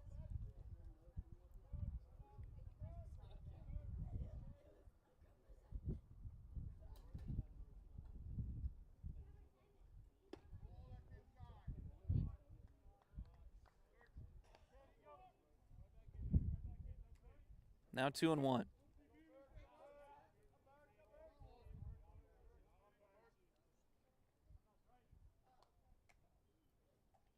Here is the 2-1 pitch. That one's high. 3 balls and 1 strike now.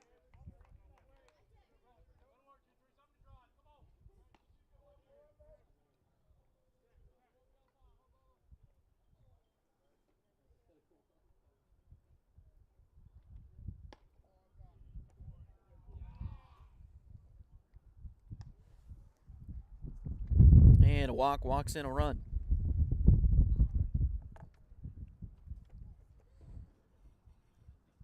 And it looks like they're going to go get a right-hander now. We'll take a break and come back. This is Fort Scott Greyhound Baseball on Duckbait TV. If you're interested in helping us out at Duckbait Media, bringing more Tiger and Greyhound athletic events, become a sponsor today. Contact us at tonyabady@gmail.com, duckbaitmedia@gmail.com, or find us on Facebook at facebook.com/duckbaitmedia. We're here to bring you the best of the Tigers and Hounds on youtube.com/duckbaittv.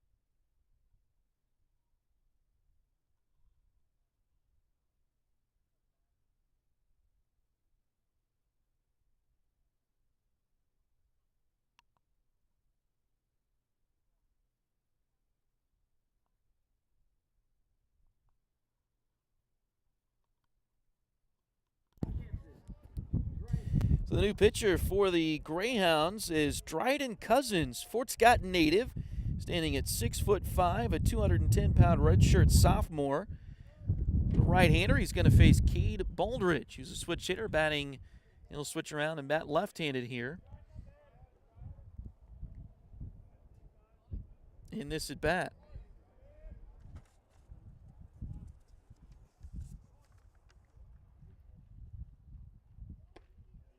And a check swing, but he went.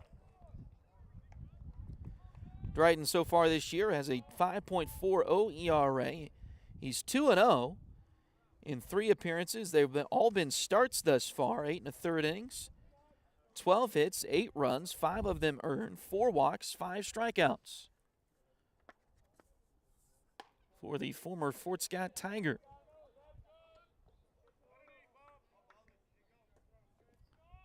1-1 now the count.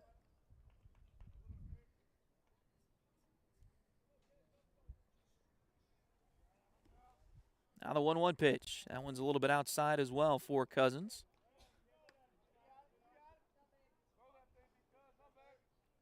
No Dryden, just a little bit better than some of the other guys on this Greyhound team. Played for Coach Regan at the high school here in town, and his ball that's ripped out towards right field, but right at Polubinski. He's going to make the play there. The runner on third, Grove, will tag and score. Nobody else moves up. It'll be out number 2 of the inning. The run does make it 13-2, though, for the Cowley Tigers.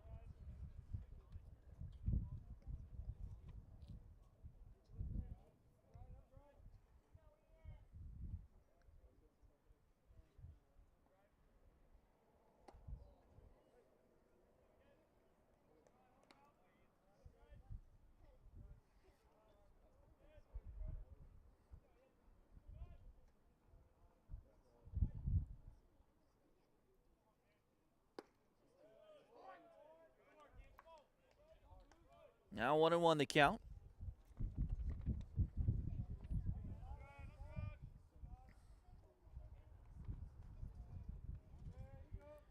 Cousins spent some time over the summer trying to work on his mechanics with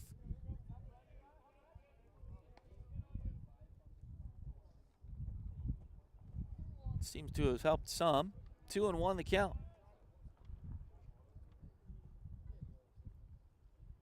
His brother Cal is redshirting on this team this year. And I gotta hand it to Coach John Hill. He's done a really good job. You don't stay in the same place for 17 seasons if you aren't doing a good job just in general, but he's done a pretty good job of going across town and getting some of those Fort Scott Tigers from Coach Regan's program to come over here and be Greyhounds. Cedric Martin is another Fort Scott kid on the roster. Eli Kellogg is on the roster as well.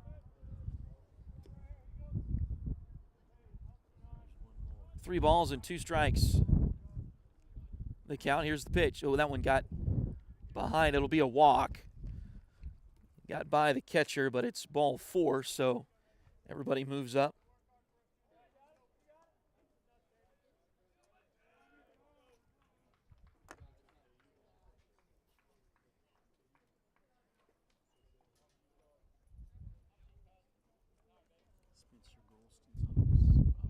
Yeah, that's right. Spencer Goldston, another one of the infielders.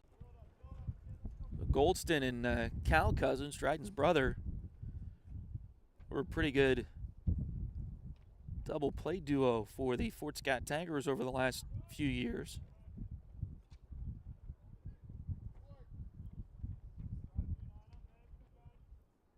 And that's hard to do if you're a college coach. Here's a ball flat out towards left center field. Coming over is Aaron Jamison. And he battled the wind, but I believe he made the catch. He did, so that'll be out number 3.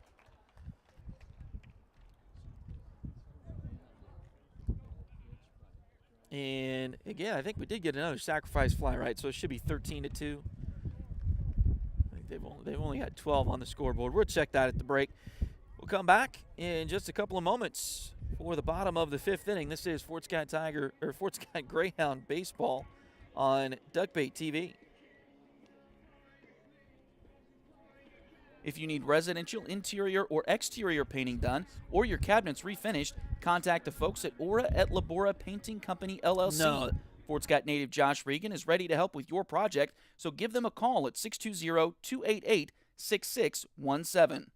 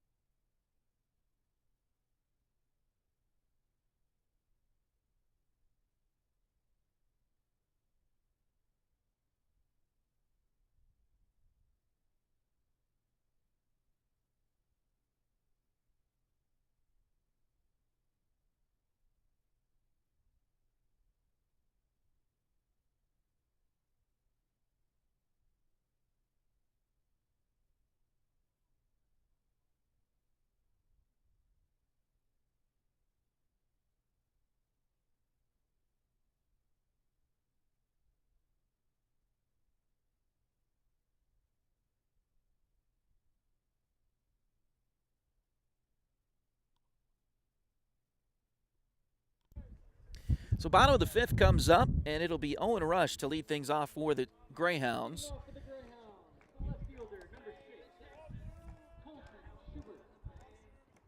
Ooh, we've got a pinch hitter for the Greyhounds.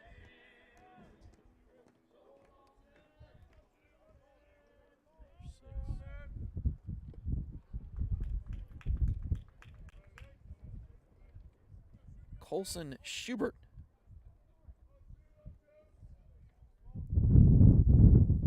Pinch hitting. Colson, a 6', 195-pound redshirt sophomore from Willis, Texas.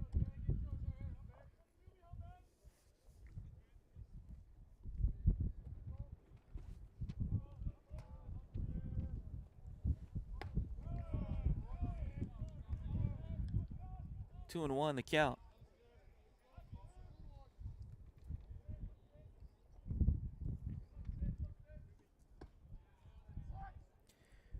All in all, a pretty good day for the Greyhounds for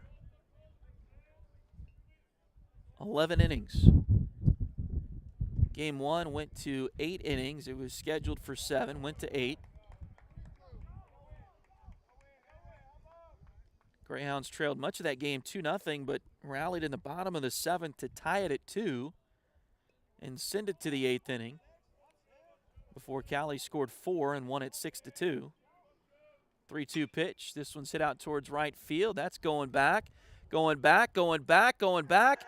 Get up, get out of here, and gone. Home run for Colson Schubert. That's the second homer of the day for the Greyhounds to right field. There was one in the first game. So Schubert goes yard, and that'll make it 13-3.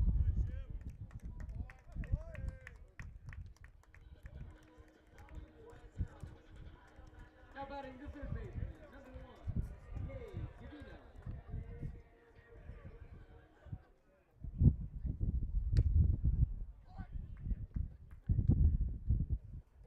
So Cade Cavina will step in now. The unfortunate thing about both of those homers is they were both solo homers for the Greyhounds. The first one did tie the game, though, as I mentioned, at the bottom of the 7th of game 1 and forced extra innings. That should make this game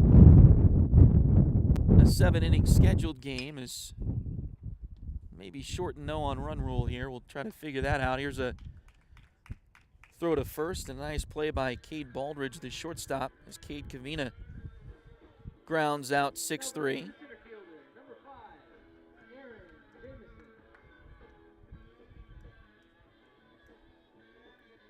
And now Aaron Jamison, who had that homer in the first game, steps up with 1 out and the base is empty. First pitch is outside.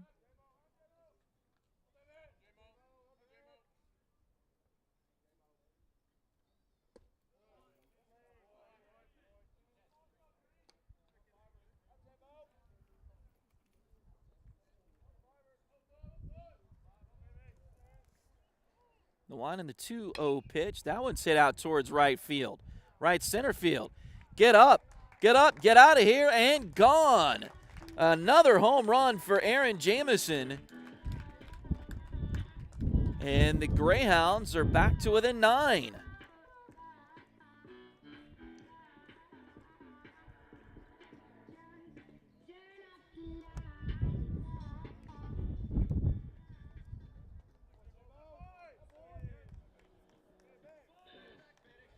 Now batting the second baseman, number 2, Max Erdley. Now Max Erdley steps in with 2 runs in, 1 out, and still the base is empty for the Greyhounds here. That one's in there for a strike, 0-1.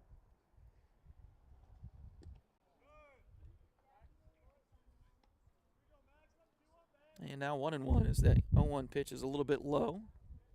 Cameron Mock still on the mound for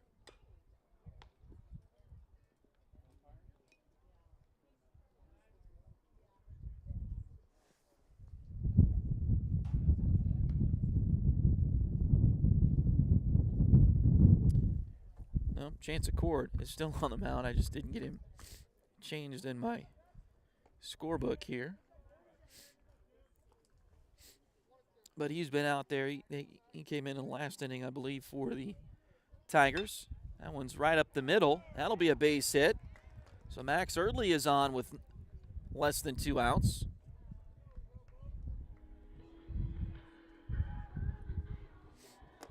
Now batting the catcher, number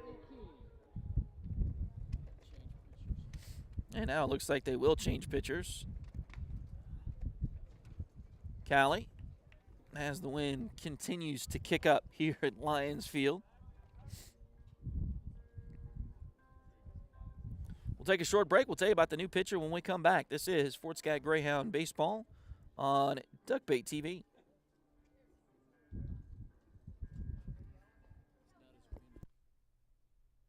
Patty West and Crystal Cowan are a mother-daughter duo selling personal and commercial insurance. If you need auto, home, boat, motorcycle, ATV, business, or commercial insurance, they've got you covered. Visit them at 3 East Wall Street in downtown Fort Scott or call 620-223-0700.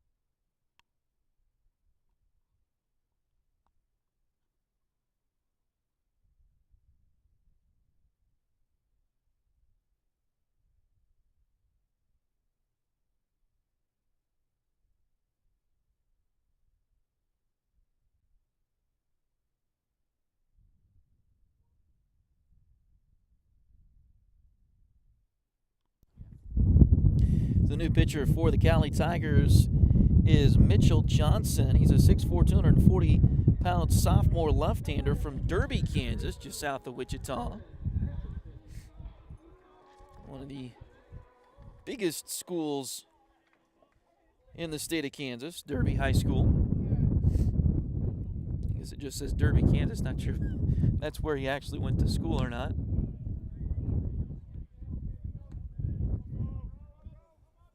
But the big left-hander is facing Rowan Christensen. And delivers the first pitch outside. Here's the 1-0 pitch. This one's grounded towards short. Going back on it. Go to second for 1, back to first for 2, and it will be a double play to get out of the inning. The Greyhounds score 2 on 2 solo home runs. We'll go to the 6th when you come back. This is Fort Scott Fort Scott Greyhound baseball on Duckbait TV. Edward Jones has been advising customers in the world of finance for over 100 years. Financial advisor Jamie Armstrong continues that tradition in Fort Scott. Contact her by phone at 620-223-1866 or email Jamie at jamie.armstrong@edwardjones.com.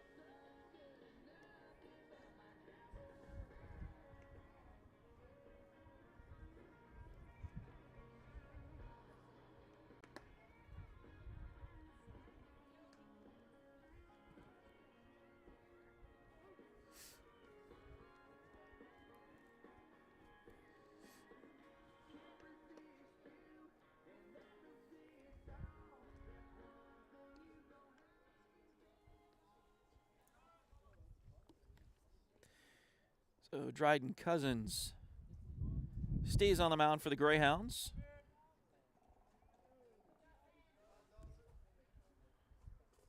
Hey.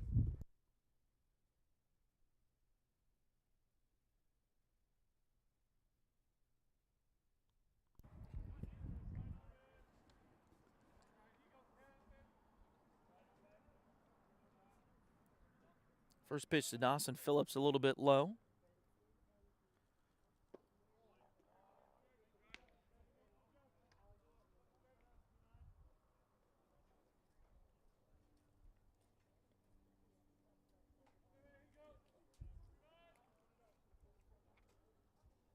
The 3-0 pitch is outside, or 2-0 pitch is outside.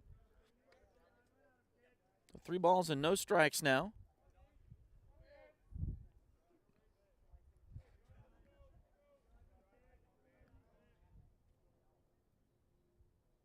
Oh, and the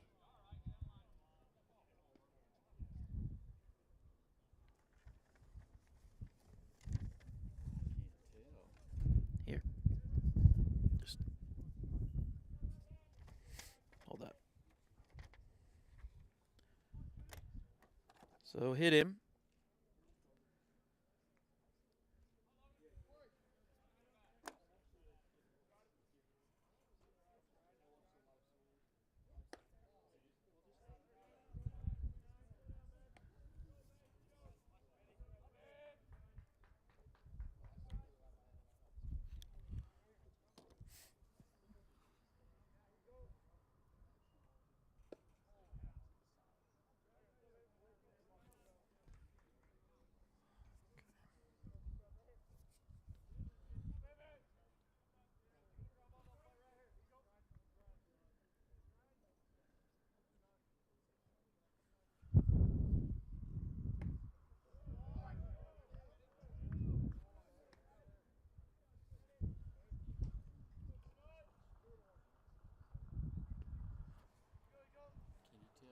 Can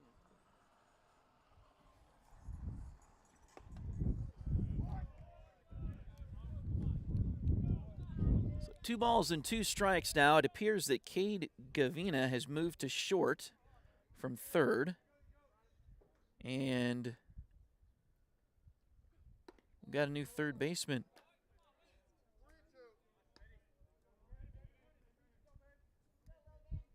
For the Greyhounds, and that is Cale McCarville, wearing number 15. That pitch is outside, so another walk for the Greyhounds. Changing And another pitching change coming up for Fort Scott.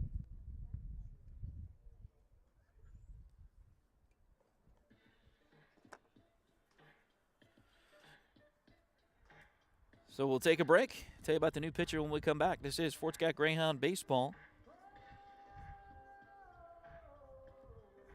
on Duckbait TV. Liberty Savings has been in Fort Scott since 1919, helping community members with their banking needs for over 100 years. Mark, Dave, Jolene, Manda, and Tyler are ready to greet you with a smile and help with whatever you may need.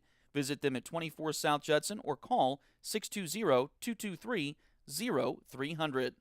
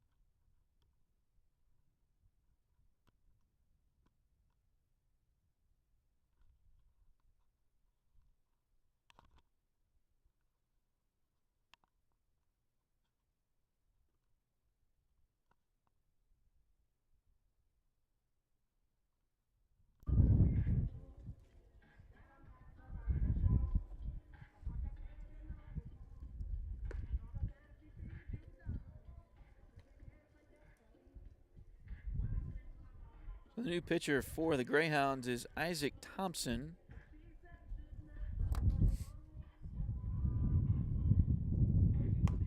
Isaac is 6'4". He's a 210-pound redshirt freshman right-hander from Olathe, Kansas.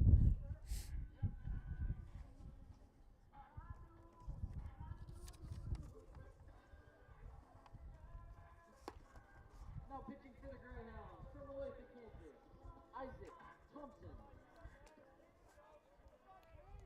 Isaac has only appeared in 2 games, both out of the bullpen. He's allowed 2 runs, both earned. He's given up 3 hits in an inning of work. He's also walked 1 and struck out 1.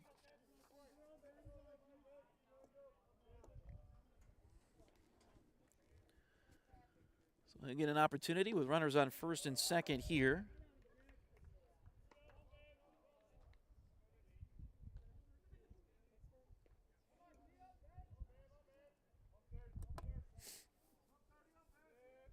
And still nobody out.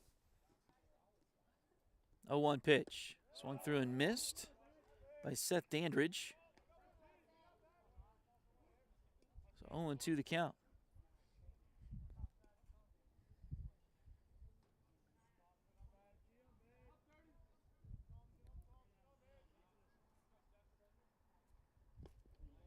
Now the 0-2 pitch is low.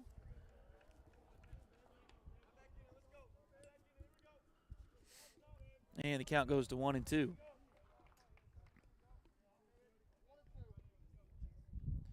Pretty good day for the Greyhounds. I mentioned this earlier, for about 11 innings. The pitch is low and inside. Count goes to 2-2. As I mentioned, the first game went scheduled for 7, went 8. Fort Scott ended up losing 6-2, but they tied it. They were down 2-0, tied it in the bottom of the 7th to force the 8th inning, before Cowley scored 4 in the top of the 8th and held on to win. That one, ooh. I don't know, you could do that too many times if you tried. He found the foul ball by Dandridge, hit the light pole, and then bounced back into play. 2-2 the count on the Cowley right fielder. 2-2 pitch on the way. This one's fouled back. Count remains 2-2.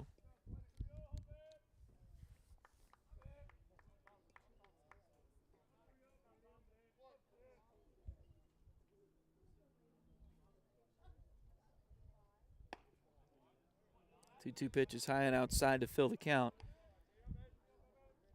So the Greyhounds lost that first game in 8 innings. And they started this game. They scored 2 in the bottom of the first. Cowley came back to score 2 in the top of the second to tie it. But then it was tied until the fourth. And Cowley exploded. 6 runs in the fourth, 5 in the sixth. Fort Scott able to get 2 back in the bottom of the fifth. And that's where we sit right now. Dandridge strikes out swinging. Tried to hold up on the pitch but couldn't. Now 1-0 the count on Logan Groh. He stands in at 2 for 4. He has 2 singles and 2 walks in this game. That one's grounded foul. 1 ball and 1 strike.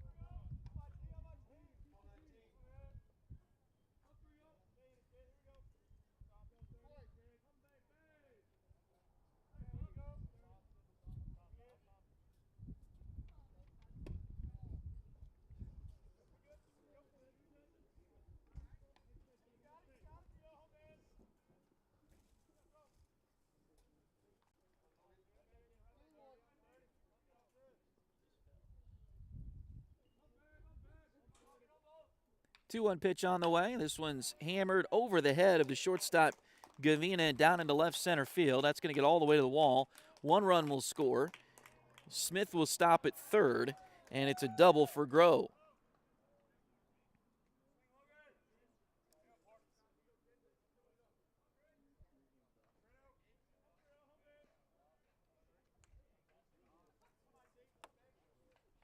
So now 14-4.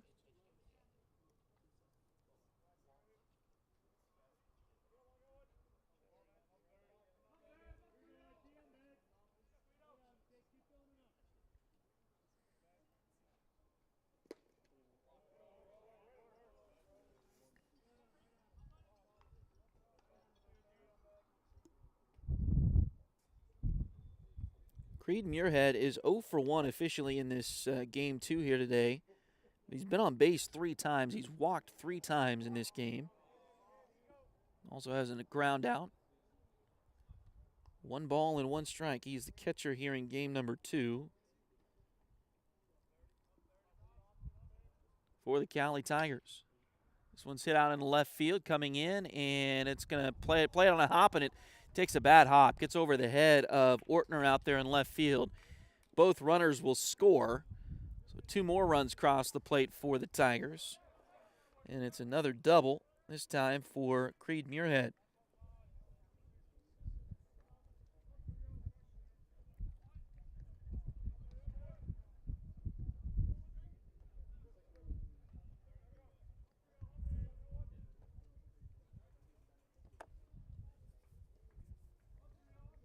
Now it'll be Drake Fitro to the plate.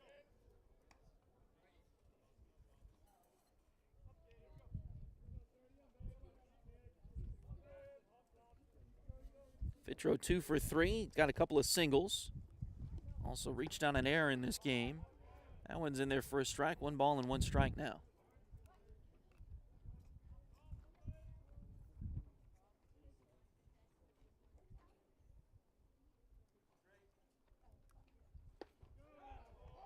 Strike 2. Nice looking pitch from Isaac Thompson.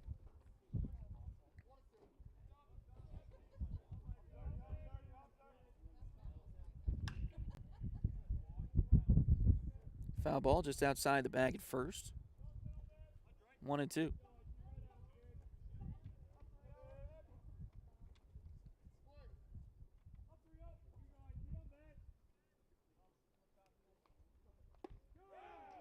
Called strike 3.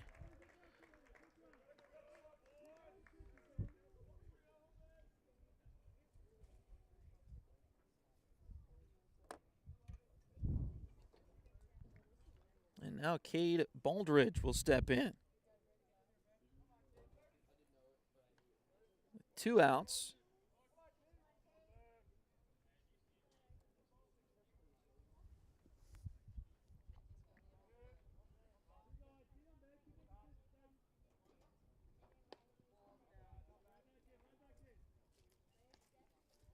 Pitch is low, 1 ball and no strikes.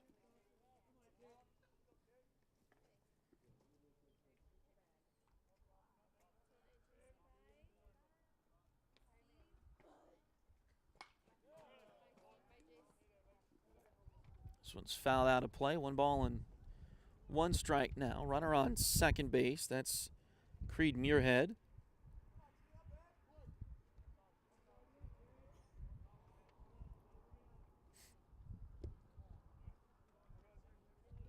And a pitch low. 2-1 now the count. Again, this game, we're pretty good showings for the Greyhounds. There's a strike call. Till the 4th inning here in game 2. 6 runs in the top of the 4th for the Cowley Tigers. They got 5 more in the 5th and now 3 so far here in the 6th.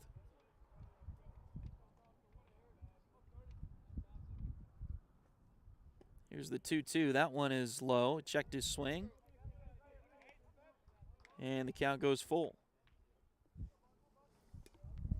Like that maybe how things went yesterday in Arc City. The first game was a 5-0 win for Cowley. Game 2 was 13-1. That one will get through the left side and into the outfield for a base hit. They'll hold the runner at third. And now they'll get the runner on first caught in a rundown. They'll try to run him back. The run will end up scoring from third. And they will get him out there. So the run did score from third, so that'll make it 17-4.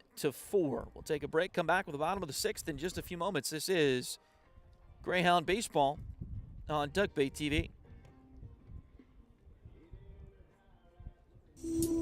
Ready to turn your nails into a work of art? Hi, I'm Delena Beatty, nail tech and artist. I specialize in custom nail art as unique as you are. From vibrant designs to delicate details, I will do my best to bring your vision to life and make sure every set of nails tells your personal story.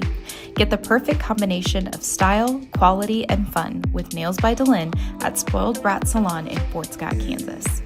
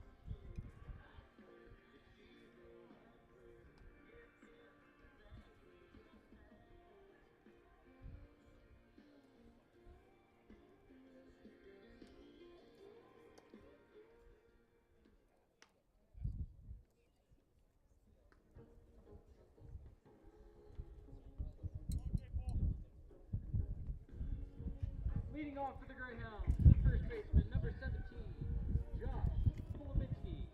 So Josh Polubinski will lead off the bottom of the 6th inning here for the Tigers, or for the Greyhounds.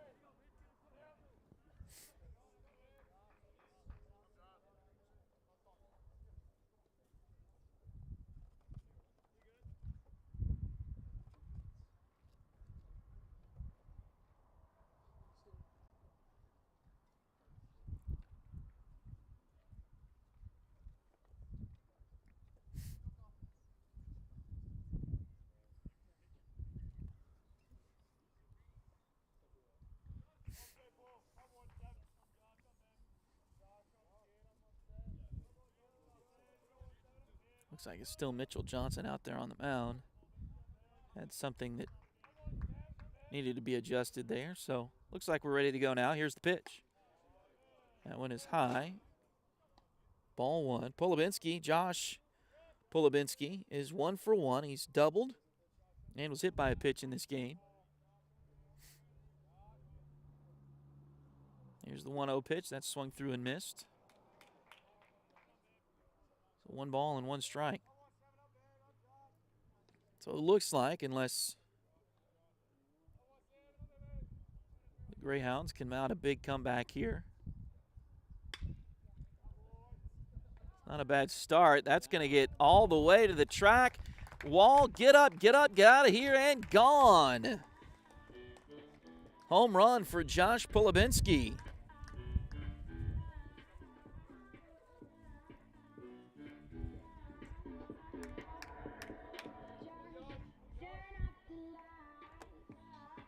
So that'll make it 17-5.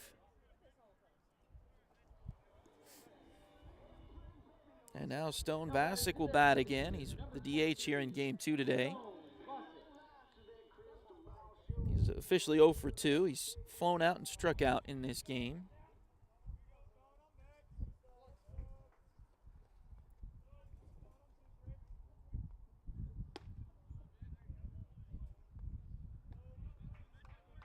Swing and a miss.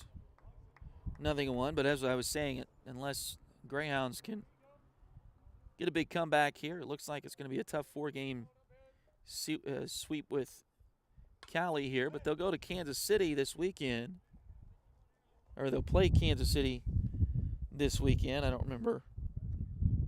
I think Thursday's games are up in Kansas City against the KCK Blue Devils.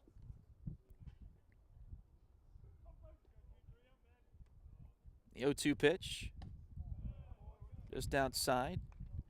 Ball 1. And I believe all 16 baseball teams play in the same division here in the Jayhawk Conference. So Fort Scott wants to be in the top 4 of their East Division.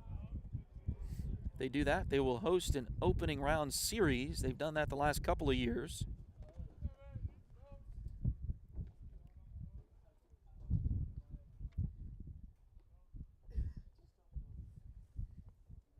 Here's the 2-2.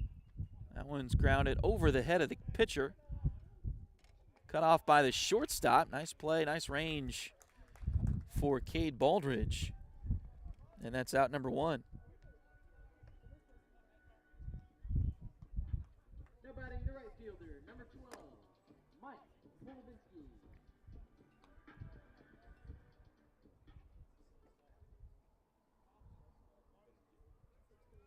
So Mike Polubinski bats now.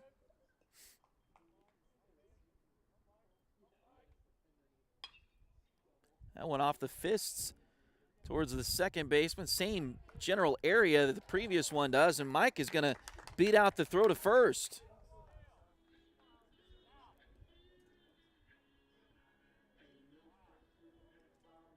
Now batting number 8, Seamus Lehman.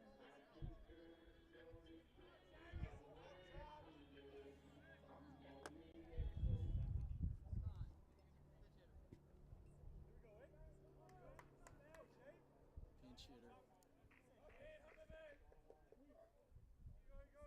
And now Seamus Lehman is pinch hitting here.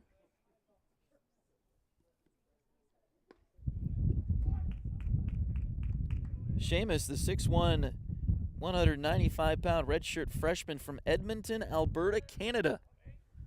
Talking about cold places to play baseball in April. Pitch is outside, 1-1.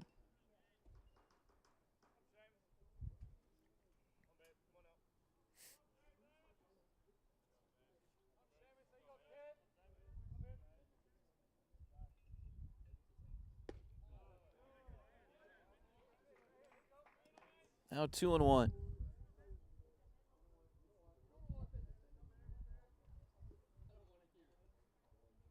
I wonder how much Seamus will be paying attention to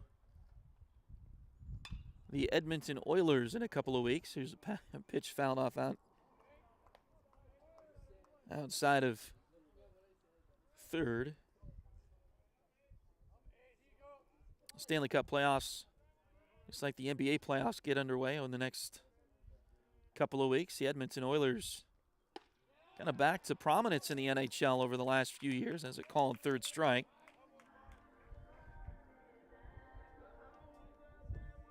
Now batting number 15, Cale McCarville. Sometimes, though, the baseball players in Canada are not at all hockey fans, so he may not be paying any attention at all to the Edmonton Oilers. The pitch catches the zone to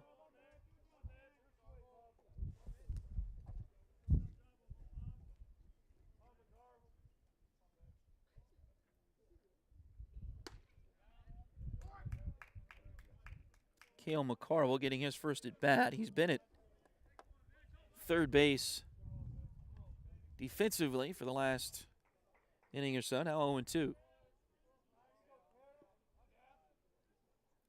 The 0-2 pitch on the way. Swung through and missed. That'll be strike 3. And that will wrap this one up on run rule here in the bottom of the 6th inning.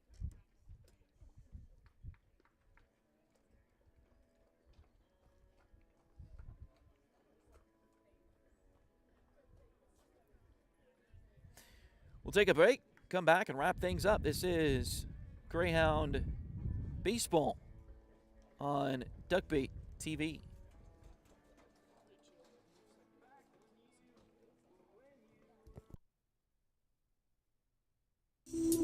Ready to turn your nails into a work of art?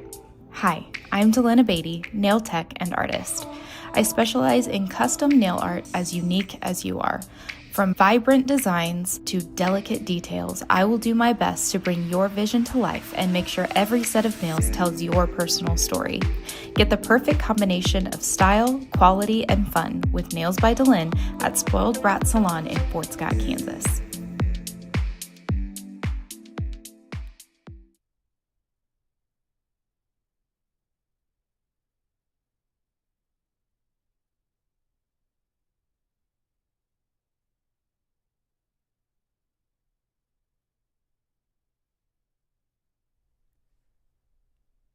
Edward Jones has been advising customers in the world of finance for over 100 years. Financial advisor Jamie Armstrong continues that tradition in Fort Scott. Contact her by phone at 620-223-1866 or email Jamie at jamie.armstrong@edwardjones.com.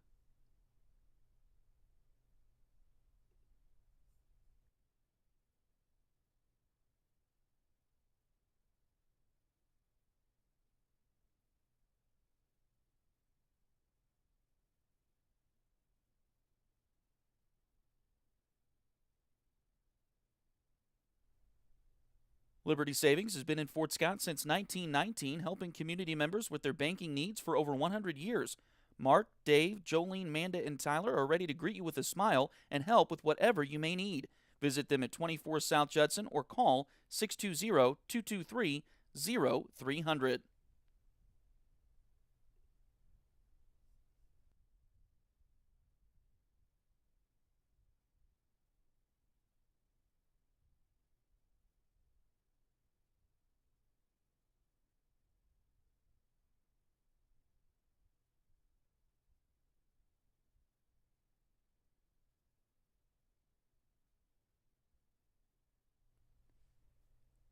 If you need residential interior or exterior painting done or your cabinets refinished, contact the folks at Aura et Labora Painting Company, LLC. Fort Scott native Josh Regan is ready to help with your project, so give them a call at 620-288-6617.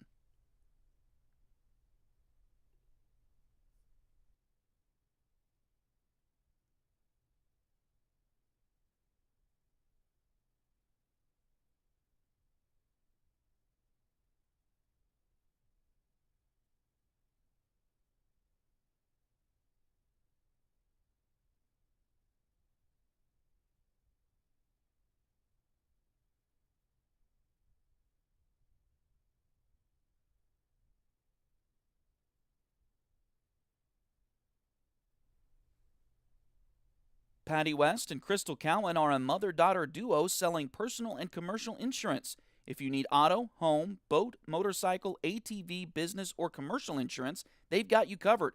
Visit them at 3 East Wall Street in downtown Fort Scott or call 620-223-0700.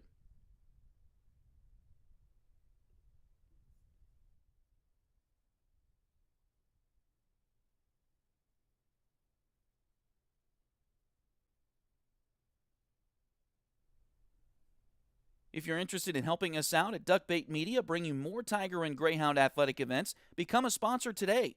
Contact us at tonyabady@gmail.com, duckbaitmedia@gmail.com, or find us on Facebook at facebook.com/duckbaitmedia. We're here to bring you the best of the Tigers and Hounds on youtube.com/duckbaittv.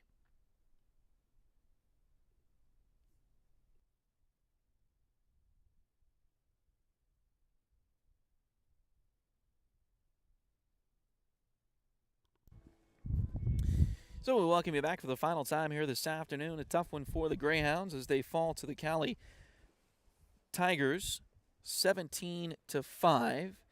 They lost the first game today 6-4 or 6-2. So a couple of tough ones for the Greyhounds here today as they fall to 27-13 overall, 7-9 in the Jayhawk Conference. The Cowley Tigers from Arc City, they improved to 27-7 overall, 16-4 in the Jayhawk Conference. Totals for today, Cowley scored 17 runs on 15 hits, no errors. They left 11 on base. Fort Scott scored 5 runs on 9 hits. They did commit 3 errors defensively and left 5 runners on base. The winner today, I believe, was Keegan Robertson. He improved to 3-1 overall. Scott Jellison takes the tough luck loss for the Greyhounds. He falls to 0-1 on the season. So again, the Fort Scott Greyhounds fall in both games today to the Cowley Tigers. Their next games will be this weekend. They'll take on the Kansas City, Kansas Blue Devils on Thursday and Saturday. I believe the Thursday games are in Kansas City. The Saturday games will be here in the Fort. I'll check and make sure that that's correct, and that is at least what my schedule says here. So, again, they'll be in Kansas City on Thursday. They'll be here at the Fort on Saturday, and that should be the doubleheader there for Fort Scott. Hopefully they can get some wins out of that series with the Blue Devils coming up this weekend. Again, just finishing the top 4, and you get to host an opening round playoff series, and the Greyhounds have done that the last couple of seasons. So hoping to get that done again this year. And Cowley is, if not the best team in the East Division, one of the top 2 or 3 teams in the East Division. So this is a tough series against the Cowley Tigers. You knew it was going to be. They have a great program over there, and not to sell our Greyhounds short by any means, but knew it was going to be tough this weekend, and it was definitely that way for sure for the Greyhounds. Thanks again for watching this production of Duckbait TV.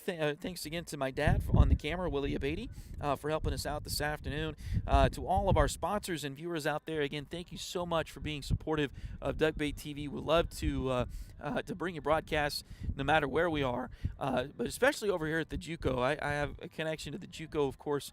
Went to school here, and so I love getting the opportunity when we can to come over and broadcast some JUCO games. We'll have some JUCO baseball again later on in the spring. We'll have some JUCO softball for you coming up as well in the next few weeks, so looking forward to that. But our next broadcast will actually be on Thursday from Regan Field. It'll be in the LaRoche tournament, the Adam LaRoche High School tournament. So we'll be back to the high school on Thursday. The Fort Scott Tigers will play 2 games on Thursday and then 1 game on Saturday. We are looking to have all of those games for you this weekend for the Tigers as they take on, I'm sure, a great lineup of teams. I haven't seen the schedule yet, but a lot of teams that are good. And the camera, I think, just went out, so that should tell me that it's plenty of time to wrap this up. So again, thanks again for joining us here today. So again, we'll be back on the air on Thursday with high school baseball, and it'll be, I think, next week or the week after before we're back with the JUCO baseball team here at Lions Field. But anyway, thanks again for joining us today. Until the next time, good night, Kansas.